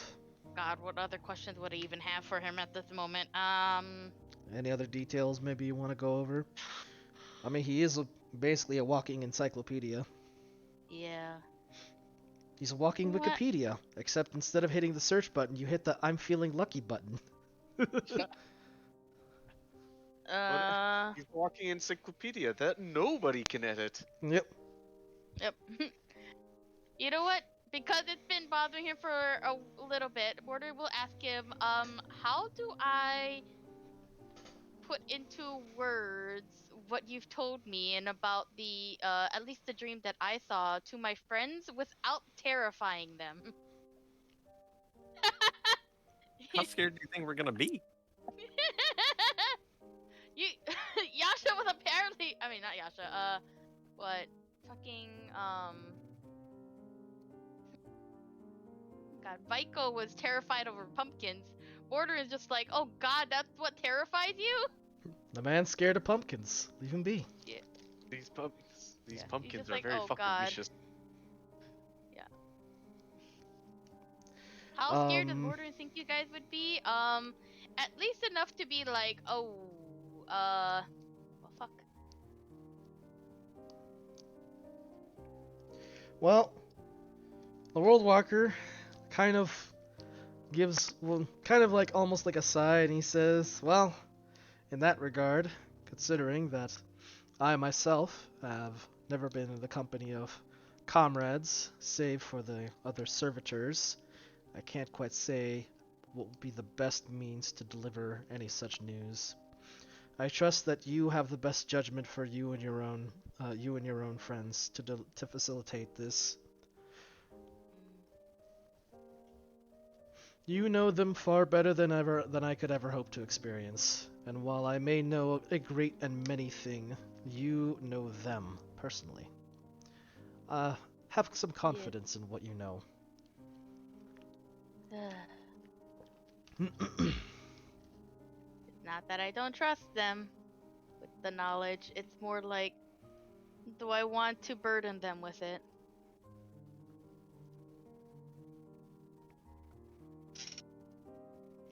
This fucking fish is trying to uproot my plant. Hey, stop it! Now another fish is like, hey, what's under here, boss? What's going They on there, wanna know- boss? They want to know what's under the plant. They know what's good. Oh no, Is it- it found its roots. There's a fish in here who knows what's good. Coming back, the bastard. Anyways. But yeah. He I pretty don't much think says, that- have faith in... Yeah, the one thing he does say is, maybe you should have faith in your friends. A little faith. Now, It's Arthur, not about having all faith you of his need friends, it's is more some like, does money he want to burden them? and a a little little bit of faith. That's the one thing about Mortar. He just like, I really, really don't want to bother them with all this shit. I'd rather take it on myself and deal with it than share it to the others. But also screams at him. Is this a capacity that you could truly burden yourself with? I'm going to have to. God damn it, Mordorin. Something to consider, Mordrin. Perhaps an anecdote, not of my own, but that of Asiondir's. But the man who would weave the spell, the man whose rubric would set aside 1,000 years of peace, it was not settled by just him alone. Indeed, the means to facilitate a spell so mighty was not by his own hand, but by the corroboration of many great and talented minds, brave heroes who would sought their own expertise, sacrifice, and ultimately they would succeed in bringing about a world of peace. Remember back the times of the writer? Mm-hmm. In his own life, the writer was but a man. A man who worked very closely with heroes like him, and he who had given himself up for the sake of peace was but was a close comrade of Azyondir's. Do you believe Azyondir would have done this himself? Or would he have No. tasked such a burden to others? He couldn't. He couldn't do it all on his own. He had to task. Fate did not determine who would walk this path, but fate did determine this. They would not be on their own. And while I myself can only do so much, the weight of the world is not meant to be held by one person. The realm is not shaped by one man, but by the hands of many. And if you are determined to ensure the safety and continuation of this world, it would be wise to consider such actions. Fine. He can't argue against that. He can't. Yeah. He will need to think on how he's going to tell them, but he will eventually tell them.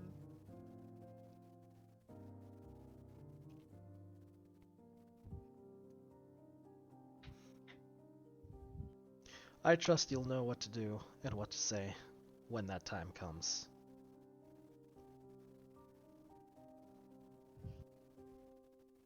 Now, is there anything else you need of me?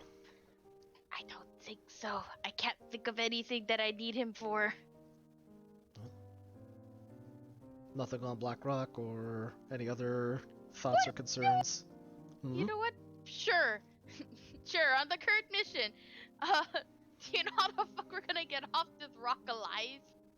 Yeah, What do does you he know know of about Black Route? Well,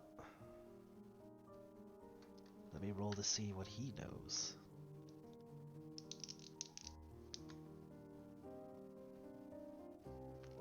Aren't I lucky he has an inherent bonus to this?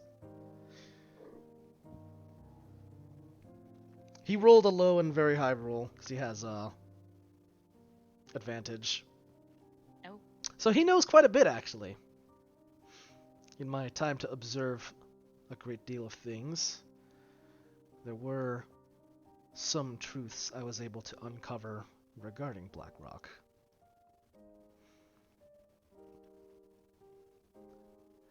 Something is happening upon the island. Something big. While Kind of narrows his eyes. While the fortress has slept for many centuries, even its service, its recent changes have become apparent. There are things in motions that is happening, you see, and even the Herald has set his sights upon the island as well. Even now, shadows move to his song, and there are things being manipulated. Be wary, there is danger afoot, and not just the apparent. Ugh.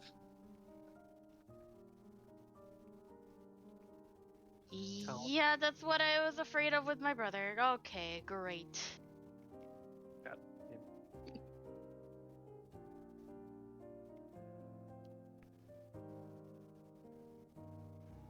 Thanks, man.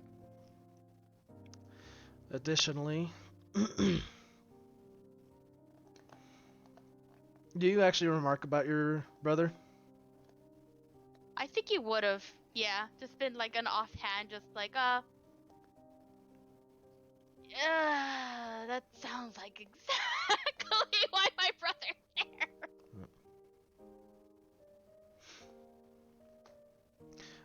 The island sits a distant whiles away. However, there is but one thing that holds it close, is that much like its sovereign nation it's paired with, those who dwell within hold the same connection, all linked and bound. A brotherhood of sorts. And in many ways. There are many connections, both within and outside of this old fortress. Some that affect you, some that affect others. And this experience will test all of these binds. Great.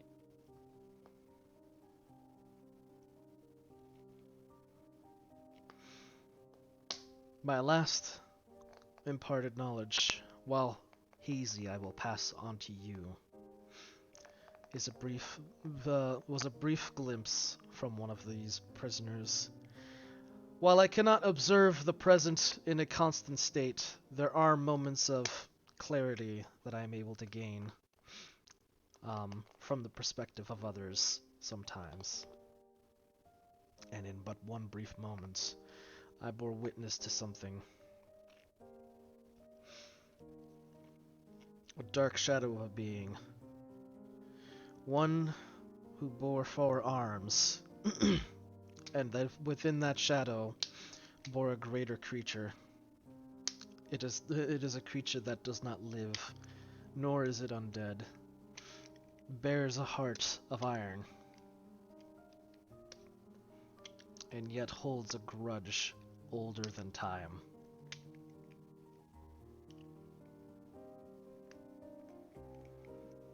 It's the Iron Drake. I don't know about that one. No, it's not. Be wary of this warrior. It's actually Drake. It's actually Drake? No, it's Scar. It's Even Scar. worse. Even worse, yeah. Why does he have 4 arms? You He know, got upgraded. he wasn't killing fast enough with his first 2. And he got more. Although it was like, I need you to have 2 more arms, yeah? Okay. Yeah, I need Grosnov you- hired him, and they were just like, "You want to kill faster, dude?" Well, it's Mars. Checks out. Then they gave him 2 more arms. They're like, oh god, never mind. He saw Godric and was like, yeah, good inspiration. That man The had more it right. arms, the merrier. He has the right idea. He just needed to have his skill optimized. He did But not yeah. be a little bitch. Like, yeah. This warrior is a master of puppeteering. And its greatest puppet is the most dreaded. Oh boy. Oh boy. I wish I could say more, but alas, I am bound to speak cryptically about this. Damn it. Well, that's all you get. Yeah, But with that that, is- he says, take heart. This journey will be rough, but I do have- I believe that the same heroes who traverse the dangers of the Night Vault and survive the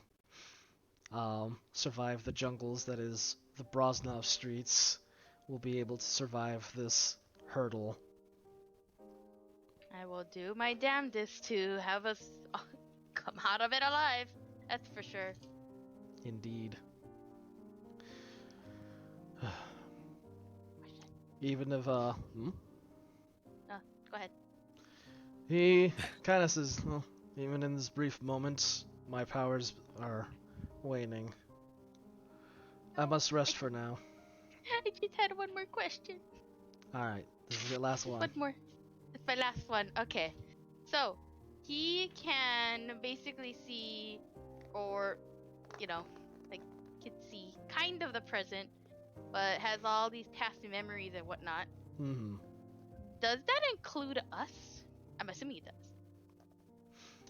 To a certain degree, he can kind of, but it's not something he can directly like access. It's at random. Yeah. He's only it's able to random. see things through visions and dreams, or through interpretations. So he could see something from a perspective that it involves you, but he doesn't get the direct picture.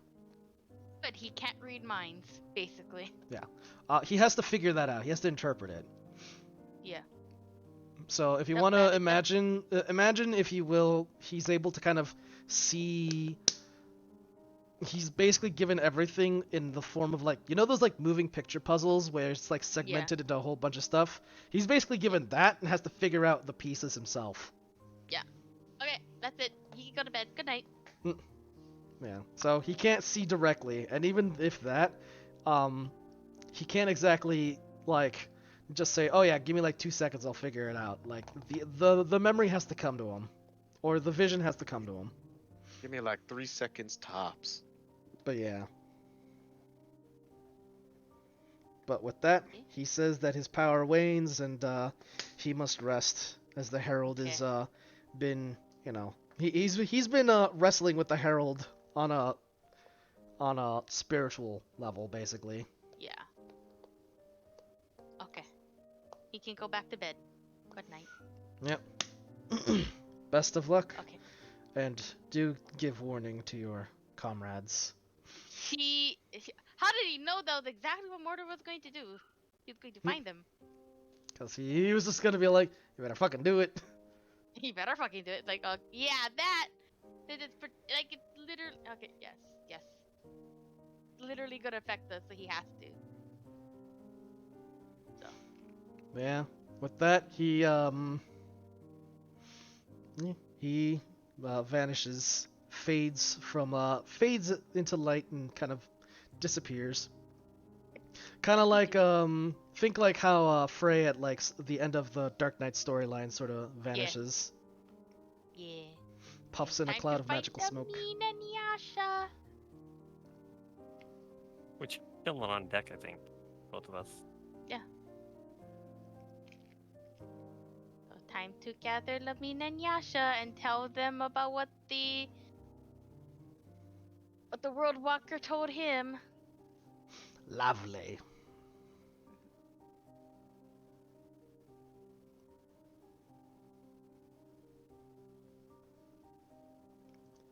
Yeah, you go ahead and you meet up with the others.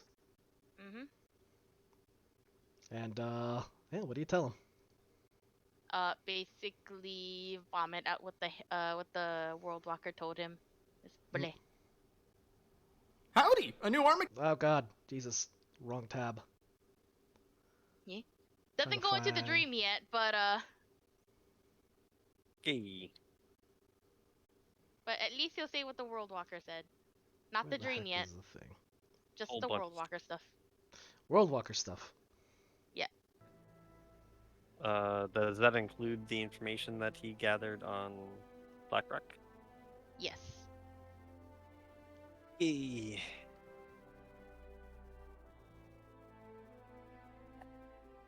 Nothing ever stays simple with us, does it? Nope. Not with the Herald's fuckery. Nope. You just gotta kill him, and then things will get easier, right? Star Wars meme. Right? Right? Right? Right?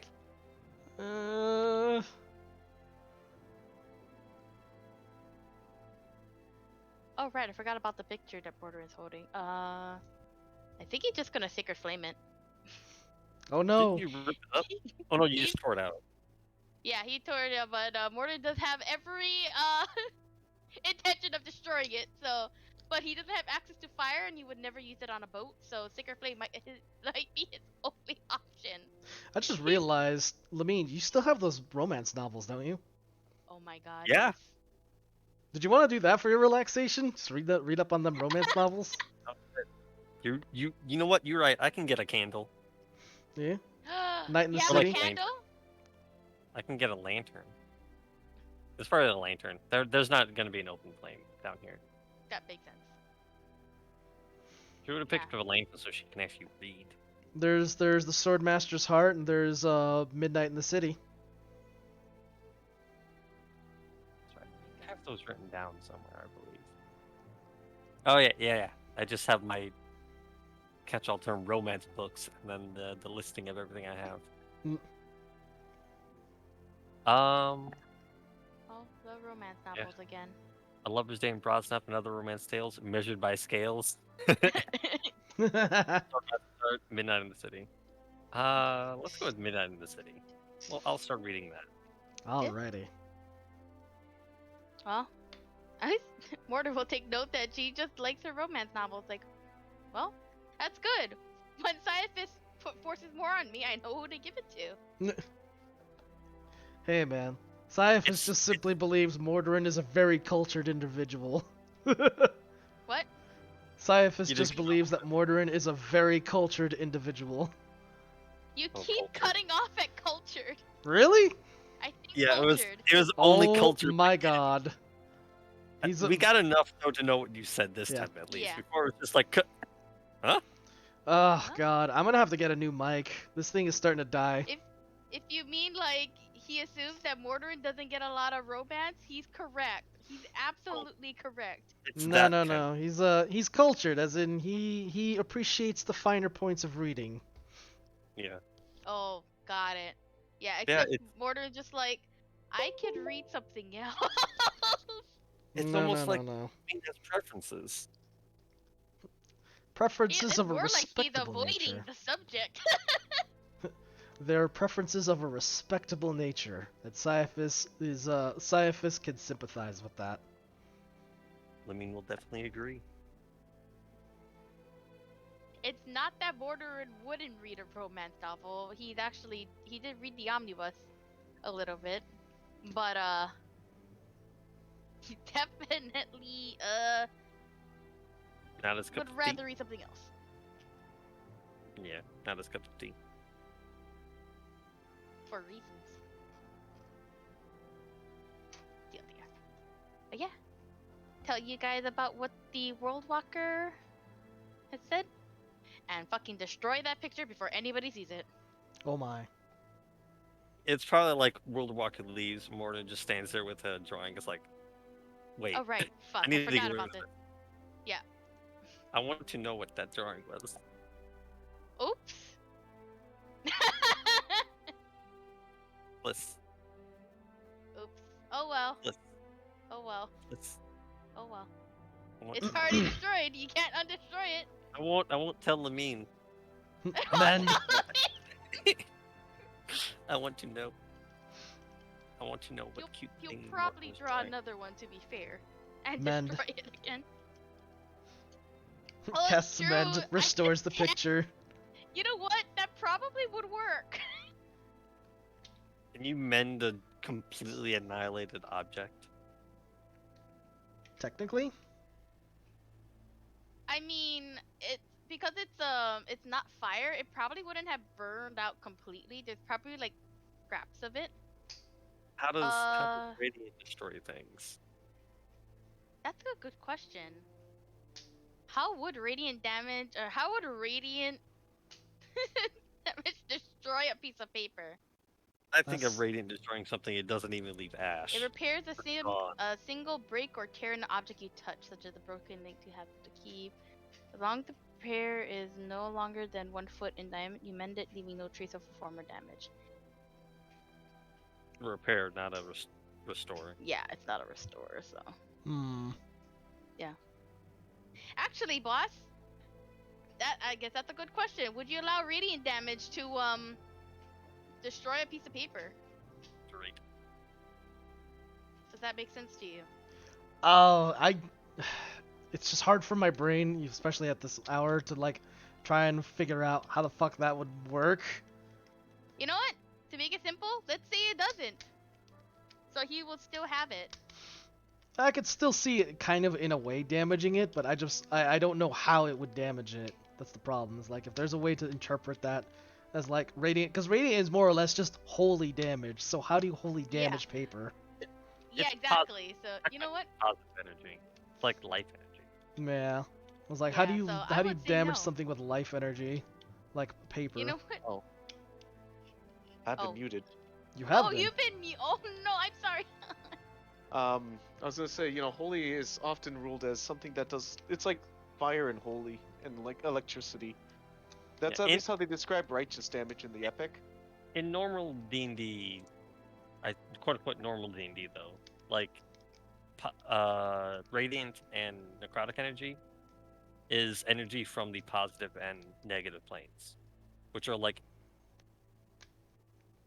I'd imagine the enough of either like, burns. physical manifestation of like growth and entropy, I guess. Yeah, but that's like That's just that's that's just why taking it at face value. that's why radiant can also include things like radiation, because radiation is a weird form of life. I would assume it just burns away because it's like leaving it out in super sun. You How know, if you I leave, kind of you know how you side leave with Zed on that. you know how you The can leave those you go to those what is it? Those mom and pop shops and they have the model boxes out in the window, but they've been out in the window for so long that You're talking the about the artwork Warhammer is like section in GE. yeah, and it's like it's washed away. The light Mhm. has stripped the color and has like just kind of reverted Ooh. the paper almost to like a it's washed out from all the sun radiation. So you just crank that Oh. to 11. I would imagine it's like being too close to the sun, and even if it doesn't burn away, it becomes brittle and useless Mhm. Yeah. and washed Okay. away. That's what's gonna happen to the picture. It- Sorry, Lamine and Jen. It's like sunbathing item times 20.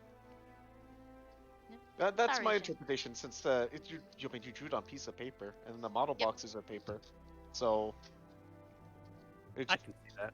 yeah it just Yeah, I it can just see that. it just whites out and the paper is super brittle, so if you just touch it too much it'll probably fall apart. And since he's already crumpled it just probably just disintegrates. Now it's paper dust. Oh, it's paper dust. Works Yep. for me. But hey, at least Mordrin told you guys what the World Walker told him. Yep. So, yeah. He I, doesn't tell I you don't about know. the dream yet, though. Let me go experiment. I'll be right back. I'm gonna go stick a notebook in the microwave and leave it on for 10 minutes. Oh! Do not Wait, do don't this. do that. Guys, my Hun? house is on fire. Update, my house is on fire. Please don't do that. I'm visiting you in like a month and a We'll half. we'll have to stay at a hotel. Oh my god, I can't afford that. It's okay. We don't have to tell them. What do you mean? And just start squatting in a room, Yeah. complain about how the other people are making too much noise. Constantly. Constantly. Call 8 police departments in a span of 20 minutes to get the point across. Yeah, using 12 different phone lines. Yeah. But yeah, he divulges the information. He's just like, okay, good talk, everyone. I'm Good going talk. to go be a Expecting- nervous wreck in the corner. Goodbye. We're expecting something crazy, I guess. Okay. You Yeah. you go be Mordrin. Yeah. I think additionally he would to clarify that he does suspect that his brother had something to do with the crazy shit. well, I mean, he did say he admitted to the cops that he was up to a whole bunch of crazy shit in the. Yeah, so In the like Old he's Kingdom. probably also involved in this somehow, if not in charge of it. So yeah, Mordor will straight up admit it. Which probably gives a little bit more perspective on why Mordor was very like hesitant on the question of should we break him out?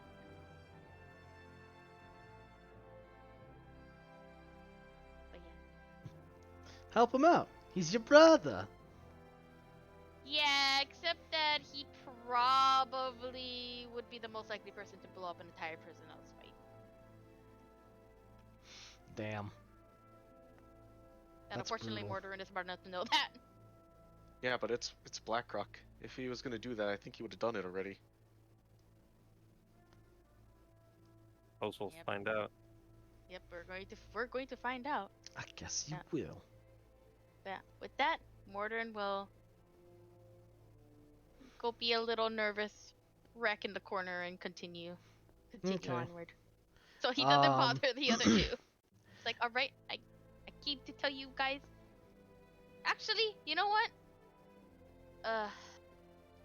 Mortar might bring up the dream just in case, on the off chance that for whatever reason that fucking comet becomes like relevant in the middle of Black Rock. Sounds good. Boy, I hope not. You tell him of the dream then? Yeah, Mortar will finally tell them about what he saw in the dream. Bore Be witness like, to okay, the dream. I mulled it over, got scolded by a bunch of people to stop withholding information, and now I'm here. So this is what I saw in my dream. Basically.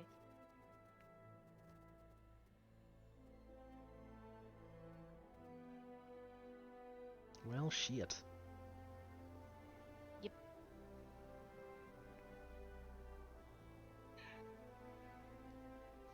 So now you guys all know about the comet and the beast and all that. Yep.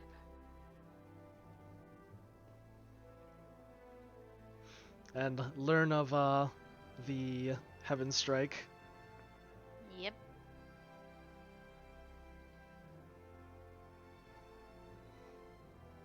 Also about the one golden eye of the Herald.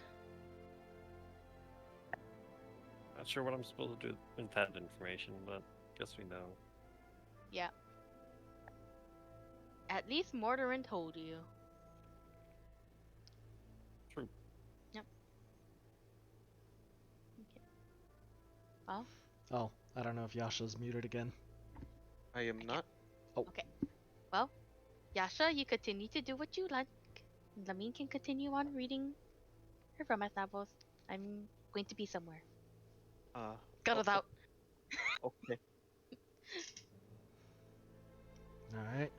I'm gonna say, just to kind of hurry things along, that you guys are gonna rest up, because you probably want to get some rest in so that you're ready. No. Oh! Yeah, Yasha sleeps on the prow. Oh! Alright. Oh god, Mortarin probably, even if you wanted to, he probably couldn't sleep. So he's probably drawing again just to. Yasha goes full head empty and just sleeps on the prow. Okay. After Checks out. some time resting, reading, and relaxing, you see the crew kind of briefly scramble, and they're, you see whatever lanterns that were on, and any lights are very quickly dimmed, and you hear Eris very, like, in a loud whisper, if that makes sense, just sort of like barking orders of just like, go quiet, go quiet. Yep. And you guys are just kind of in complete and total darkness on the waters. At least I can see. You can definitely see, and you can look around if you're on the upper decks.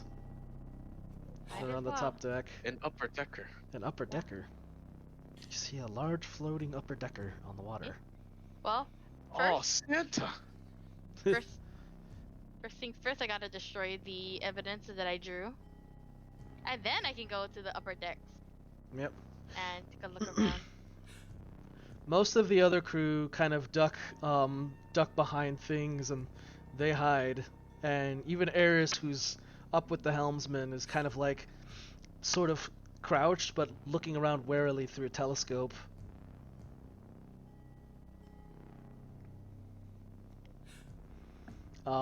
You can roll a perception if you wish to look around out on the waters. Sure, why not? What's the worst that can happen? I can't see shit, so I won't even bother. A 25. You're able to see, it's still difficult, but off in the distance, you're able to see something in the water. Oh. The water. There's something in the water. It looks bizarre. It's hard to put into words, but it almost looks like... It's hard to... you can't really call it a ship, but more like... almost like a large raft? But it's a very, very big raft. And you see silhouettes of people on it. Um, Uh, this thing is loud, by the way, as it's breaking waves and pushing alongside. But it looks like it's some sort of like platform moving very low on the water. But you're only able to Okay. tell apart from the people moving around on top. Is that ours? I'm assuming not because it's making noise, but No. does anybody else notice these people on a raft? Yeah, they're So pretty aware. But most of the crew are like kind of ducking, and you just talking and be like, what's going on? I think he will telepathically ask Eris what's going on. She'll be like, "Who the fuck said? Who the fuck put things in my head? Stop it!" Who are these people? Especially Eris since just she kind did of this, she turns probably needs that. her. She stops to turn her Well, actually, turn her attention Wait, to no, she's you. not Vinton. No, she's not Vinton. She's okay. No, she's an elf. She's an elf. Yeah. Like, what is going on? So she raises a hand up, just like, and kind of tells you to sort of duck. Quacks. No, I'm just kidding. Yeah, he will duck. And after a while, there's just a silence. There's nothing but just the quiet, and the darkness, and the sound of waves being broken off in the distance. They sort of begin to go further and further away. And then, after a while, it feels like forever, but it's more or less the better part of 30 minutes. Well, yeah, not even 30 minutes, like 10, 15 minutes.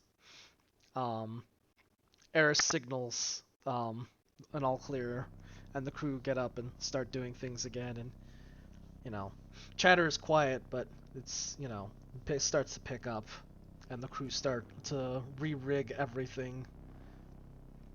And the ship picks up pace once again. You see Eris is now in a more relaxed state, but she's kind of still wary and looking around. Yeah. I will definitely be going to wherever Eris is because I couldn't see anything and I'm very confused. Yeah, you guys are all aware of just like the crew suddenly start freaking out and like Yep. they start scrambling to get everything closed up and like try and hide themselves. I will be. Mordor can at least tell Lemmy what he saw. Like, Well, I'm going to be inquiring what exactly that was about, like what exactly occurred. So you go meet with Eris on the helm. Yes. Oh, you meet up with her, and she's still kind of looking out from her telescope, but she does answer to you and says that it's a fleet patrol. Brosnov has an experimental ship that has been sailing these parts, and we just so happen to pass right past it, or get right past it. oh, that's what the raft was?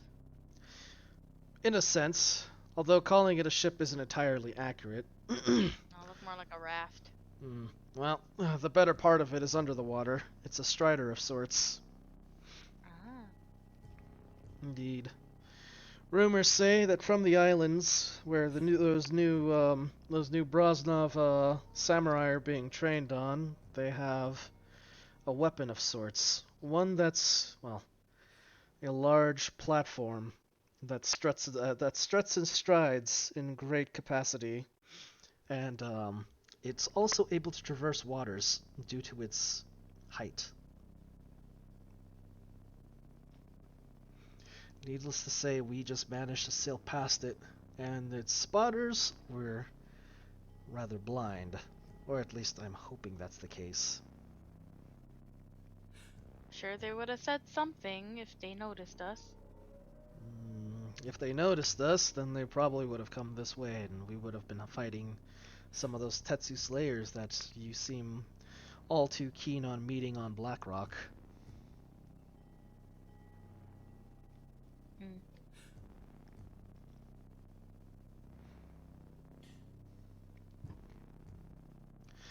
In any case, It seems like that's the only one that's operational, and it's still running trials, at least on the water. It shouldn't be of too much problem on our trek back. And even if it does decide to make a quarry out of us, we'll be able to outrun it. Our only issue is if we were heading towards the island itself and it caught us.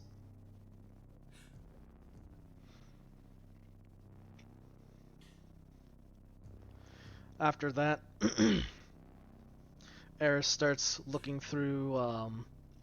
She reaches into a breast pocket and produces a small compass. She gives a bit of a brief frown and then sort of analyzes the information and says, "Okay, in a matter of a few hours, we should be arriving soon. Sunlight's going to be coming up, but we'll have a passing northern fog coming in that we'll be able to get close to the island with. When we get close enough, we'll drop you off with a rowboat and hang within the fog. My compass predicts that it's going to be for at least half the day."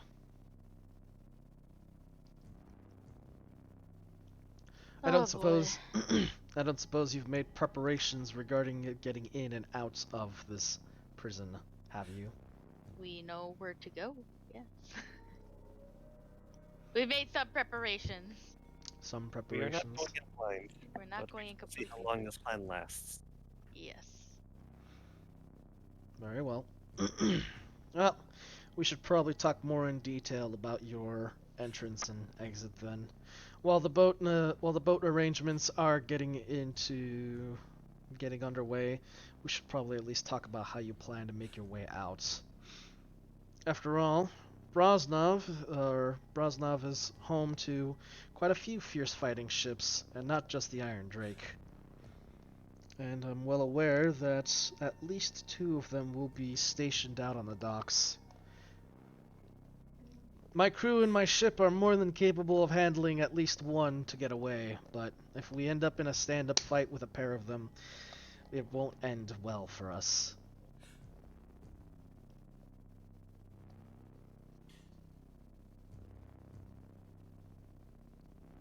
Thankfully, the fog should prove a good asset in our favor. And I am used to navigating under such horrible conditions.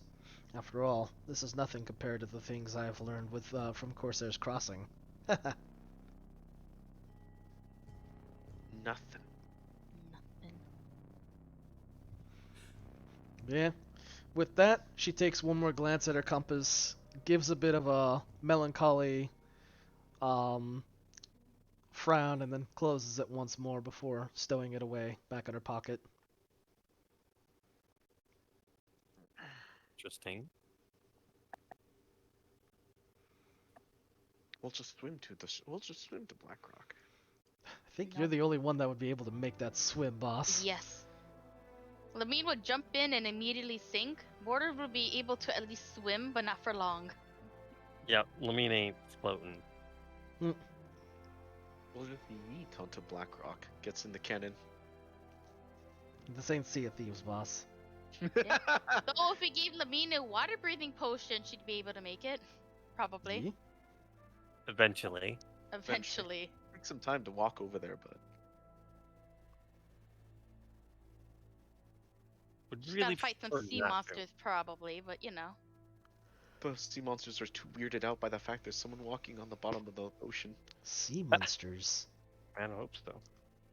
Unless if it's Avalanche, they'll probably be like, this is interesting. I wish to have this thing. Oh no. But yeah. Yeah? Yeah. Anything you guys wish to do? This will be your Ugh. last thing you can do, and then we'll do like sort of a preparatory brief with Eris. Bombardment. Preparatory bombardment. Unless you want to do the brief now and then do your own thing on the last stretch. No, I think doing the preparatory stuff like later would be actually, would that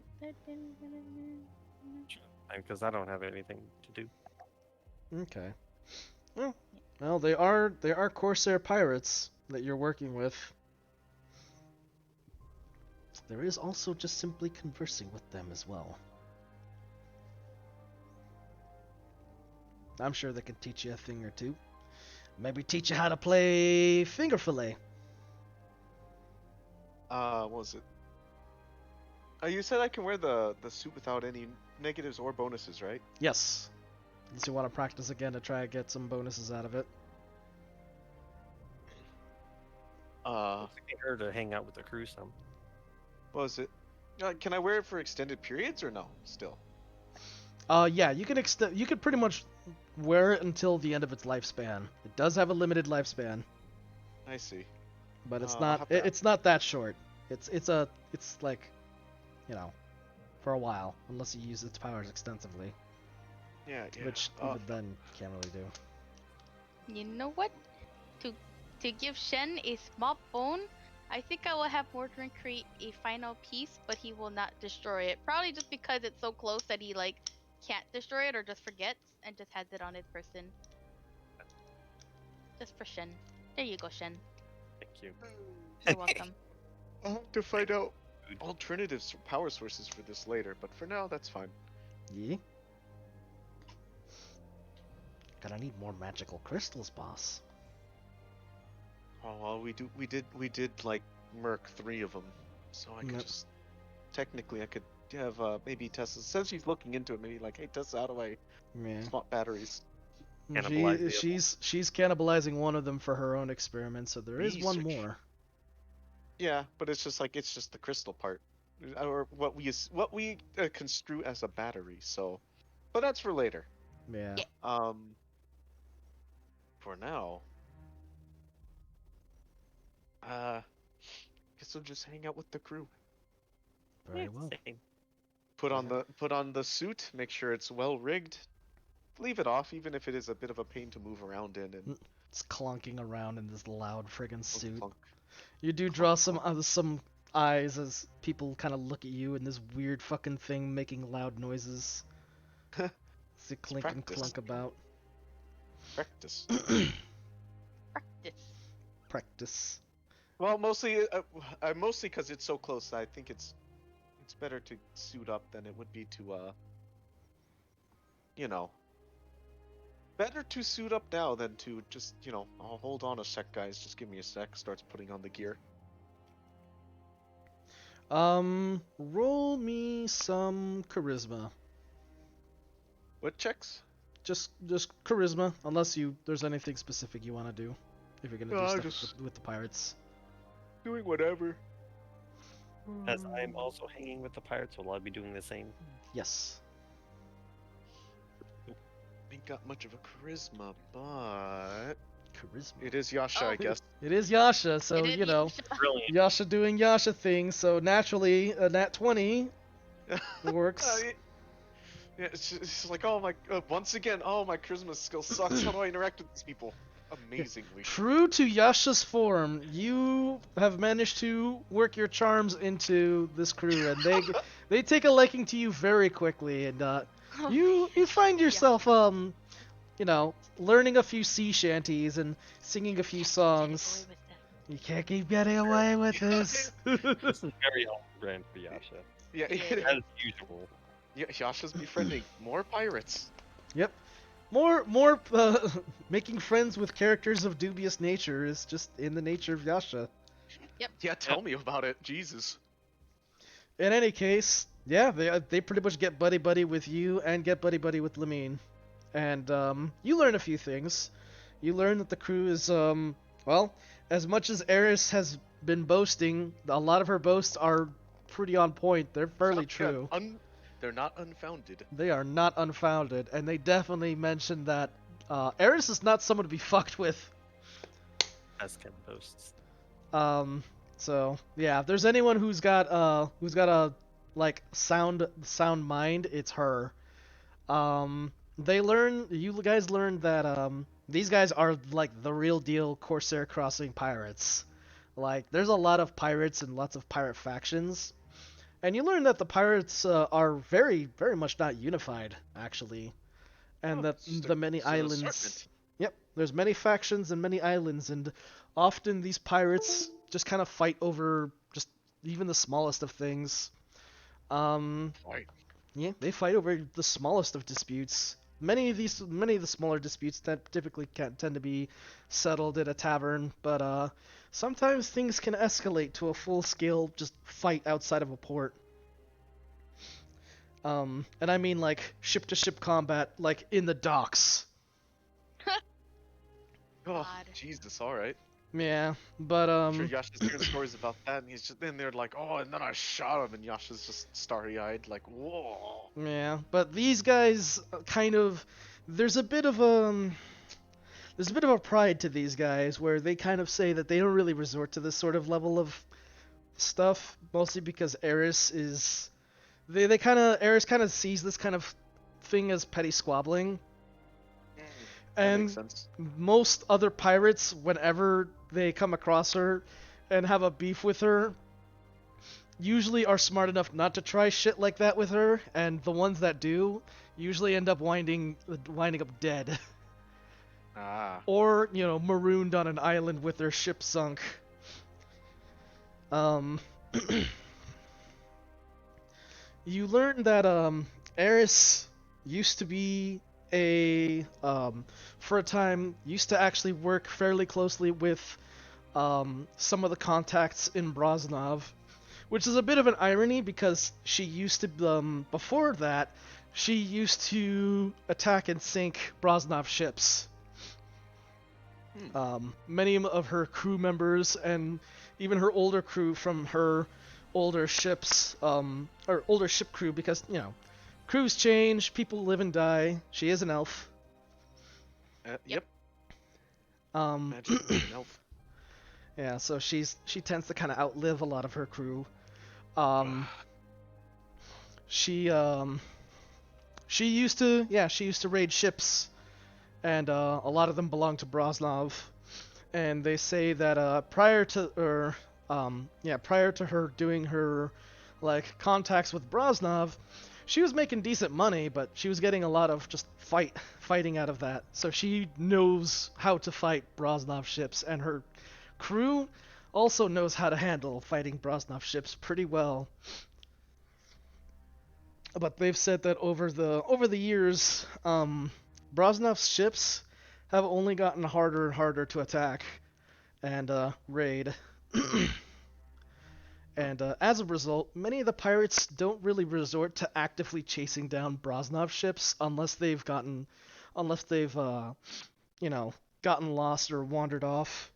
And in many cases, what a lot of pirates have been doing nowadays, especially like the ones closer to Fjordheim, is they basically shake them down for protection instead, like overseas.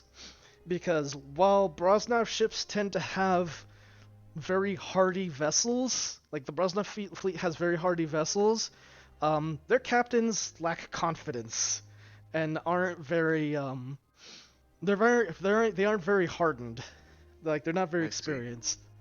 And so a lot of these captains will actually hire out the pirates to basically assist them, and that's where a lot of pirates actually make their money nowadays. It's just contracted by Brosnov captains. And it's all, of course, very under the rug, because no Brosnov captain wants to say that they had to get help from a pirate. Right. And of course, they're, the Brosnov or the Corsair pirates, they get a good payout for doing this. So a lot of the times what they end up doing is they'll do that, or they'll do rescues, where they'll come across a ship that is sinking, and they'll rescue the crew for a fee. They give you the American ambulance experience of they'll save your life, but at a huge cost. But they got you by the balls, so they'll just fucking, They'll be like, all right, well, we'll help you, but we get everything you lost. You would have died anyway, right? So, Yep. like, But typically they drop them off and then they send them back home indirectly through other channels. That aside, Corsair's Crossing is considered to be a very strange maiden homeland of the pirates. Many of the more native-born, quote-unquote native-born pirates that come from Corsair's Crossing have a claim that they used to be from an older civilization, and they say that they used to live off of the coast of Fjordheim, like on Fjordheim proper. But they were, they were kicked out by the Vitten, or so the saying goes. This isn't really this isn't really factual. This is more of what's the word? This is more of a mythos, really. I see. I see. Yeah. But one thing is certain, anyone who's pretty much lived their life in Corsair's Crossing can navigate the tumultuous waters. And it's considered one of the most dangerous places in the realm, is Corsair's Crossing. At least in terms of traveling by sea. I see. Because all of the weather in Corsair's Crossing is absolutely hazardous. The islands supposedly move.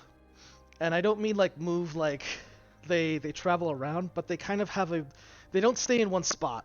Like they tend to kind of shift around a little bit for some reason or another. Sounds like a nightmare for navigating. Yep. So it's literally impossible to properly map the place because it's like the islands will suddenly drift, and what will be an open channel will now be like two islands will just kind of meet, or two massive rock formations will have met and closed off that channel. Couple that with dangerous storms, poor vision, just horrible weather conditions, and very, very violent currents, makes it for an absolute nightmare for most captains. So, naturally, only the people that really grew up around the place know how to navigate the place. Yeah, checks out. Yeah. For that, on top of that, some of them have mentioned about traveling further west past the crossing, and there's only rumors and hearsay about the west, and they say that the west is even more dangerous than Corsair's Crossing. No ship has ever survived going further west, and they say everything west of the crossing is cursed. First, you say. Indeed. No one lives west of the crossing. Not in Fjordheim, not in the waters. And from that, there's many rumors and guesses as to why. Some say that some ancient evil had presides in the west, and that the Archmage is the only thing that's keeping it from waking up, and that it's tossing and turning in its sleep, causing all of the horrible, horrible weather patterns. Others say that there is an undersea people, merfolk or otherwise, that guard the oceans, and anything past that part of the realm, and anything they view as trespassers are attacked on sight. Their ships sunk and their people are slain. Others claim that there's just nothing out there, and that the map that any maps that indicate otherwise is just, it's fake. So, whatever reasons there are, there is one definitive truth to everything. Anyone who's ever gone west of Corsair's Crossing has never come back. That's just how it is. It's just how it is.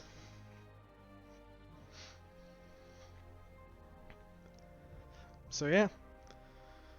I guess the last thing is you kind of speak with some of the people who are more seasoned in Eris's crew, and some of them say that the good times of sailing on aboard Eris's crew have kind of passed, and that was when they were working with Brosnov's contacts.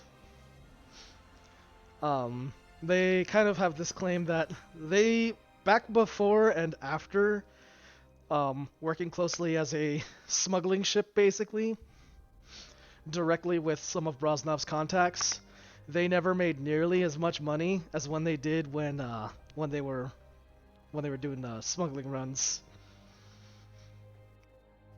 And they were moving all sorts of stuff, various weapons, weapons to mercenaries out south of Brosnov, troops, various treasures and artifacts acquired from said mercenaries, contraband, things that were considered, not legal to have in Brosnov, and even stolen proprietary knowledge from some of the inventors in Brosnov proper. They have actually stolen copyrighted material. That's the worst. Yep. They've even stolen music. Oh. What is their thoughts on LimeWire? It's a way of life. Oh, I don't. Oh. The first mate wrote the code on it. Oh, boss. These some fuckers. Yep. But yeah, they kind of say that their most profitable time was when they were working with Brosnov, and their sudden abrupt end to their contract was a real weird moment for a lot of them, and quite the upset for Eris. Yeah, I can imagine. Yeah. They say the day that she had left and was basically just had her contract terminated was like the most miserable day for everybody. And everybody basically stayed away from Eris because they were genuinely scared of what she was gonna do, because she was pissed. But more so, she was very upset. How's it going? And then you're dead. Pretty much. They were scared she was gonna just chew someone's head off. Literally. But nothing came of it. Others kind of said that she spent the better part of a month sulking and drinking. As they do. Yep.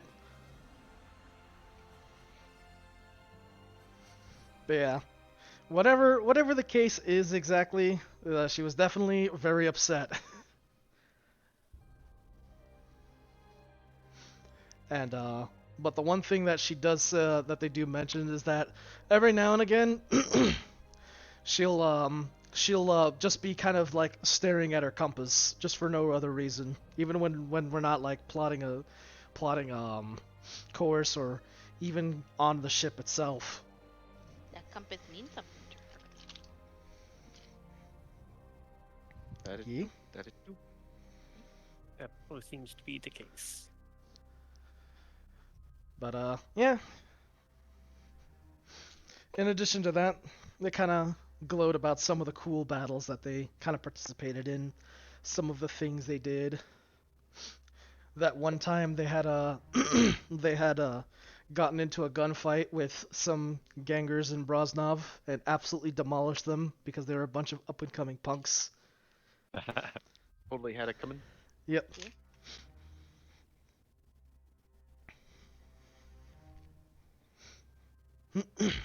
some other interesting things they kind of mention is kind of in brief passing. They talk about how the Khan's Navy wasn't really a thing back when they were working as a what do you call it? As smugglers, contract smugglers. Oh my goodness. But instead, the people who basically ran the who were running the Khan's Navy were more or less just like local Vinton sailors who kind of got fed up with some of the smugglers coming in from Fjordheim and from Corsair's Crossing, and they were more or less, they weren't really smugglers themselves, but they were the ones chasing after the smuggling rings. So they were not really a gang. They were just a bunch of like Vinton sailors who knew about all this shit, and were just like, we can make money just calling bullshit out on these guys.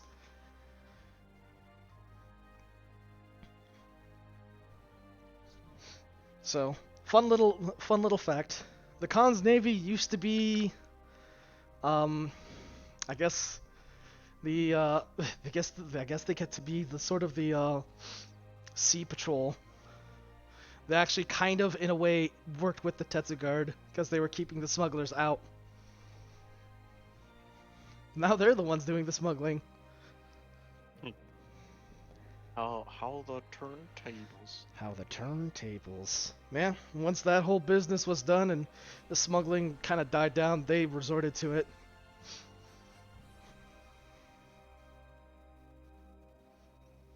But, yeah.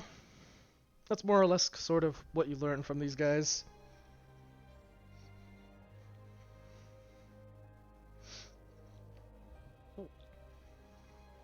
Sounds like a bunch of fuckers. Bunch of fuckers. Yeah. Fuck them. Fucking hate these pirates.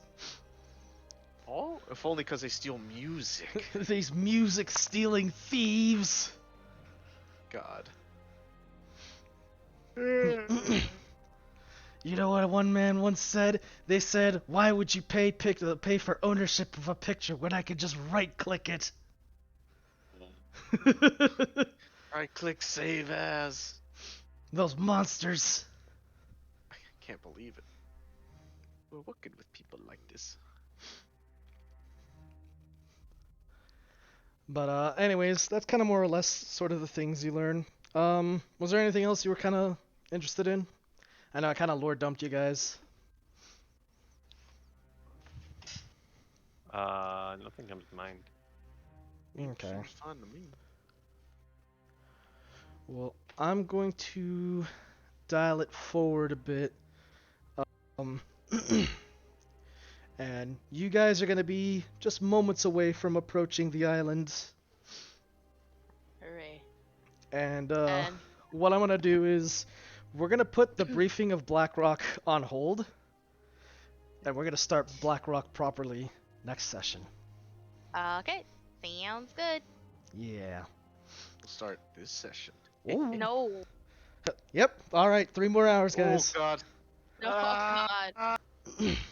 Yep. I, We're going for the long haul. We're going to do a full 10-hour D&D session. I will No. die. An hour I will D&D. also die. Yep. Today has been rough. Yeah. No, we'll dial it here, and this will be Okay. where game ends for now. 10-hour maps. But No. yeah. Glad we were able to get a nice lengthy session going, and Yeah. Nice and lengthy. Nice and lengthy. indeed. For now, we're gonna go ahead and raid blue, and yeah. For those of you checking in, thanks for stopping by and checking out the stream. Well, you know, it's the person I usually kind of throw my raid to if Just looks at you, slowly blinks one eye and blinks the other. Alrighty, boss. Alrighty, boss. Now I know you're fucking with me. Yeah. Burp, thanks for checking in on the stream. And if you're checking out the VOD, thanks for watching the VOD. And we'll see you in the next session where we will hopefully go through all of the wild, crazy things that the Blackrock Island has to offer. Be wary, for those binds that the World Walker has mentioned will be tested here. So, we'll go over some of the details and do the briefing and then get straight to it. Whatever the hell all that means. Yep. But yeah, alrighty. See you guys. See ya. Okay, I'll see you later. I'm tempted now to tell Shen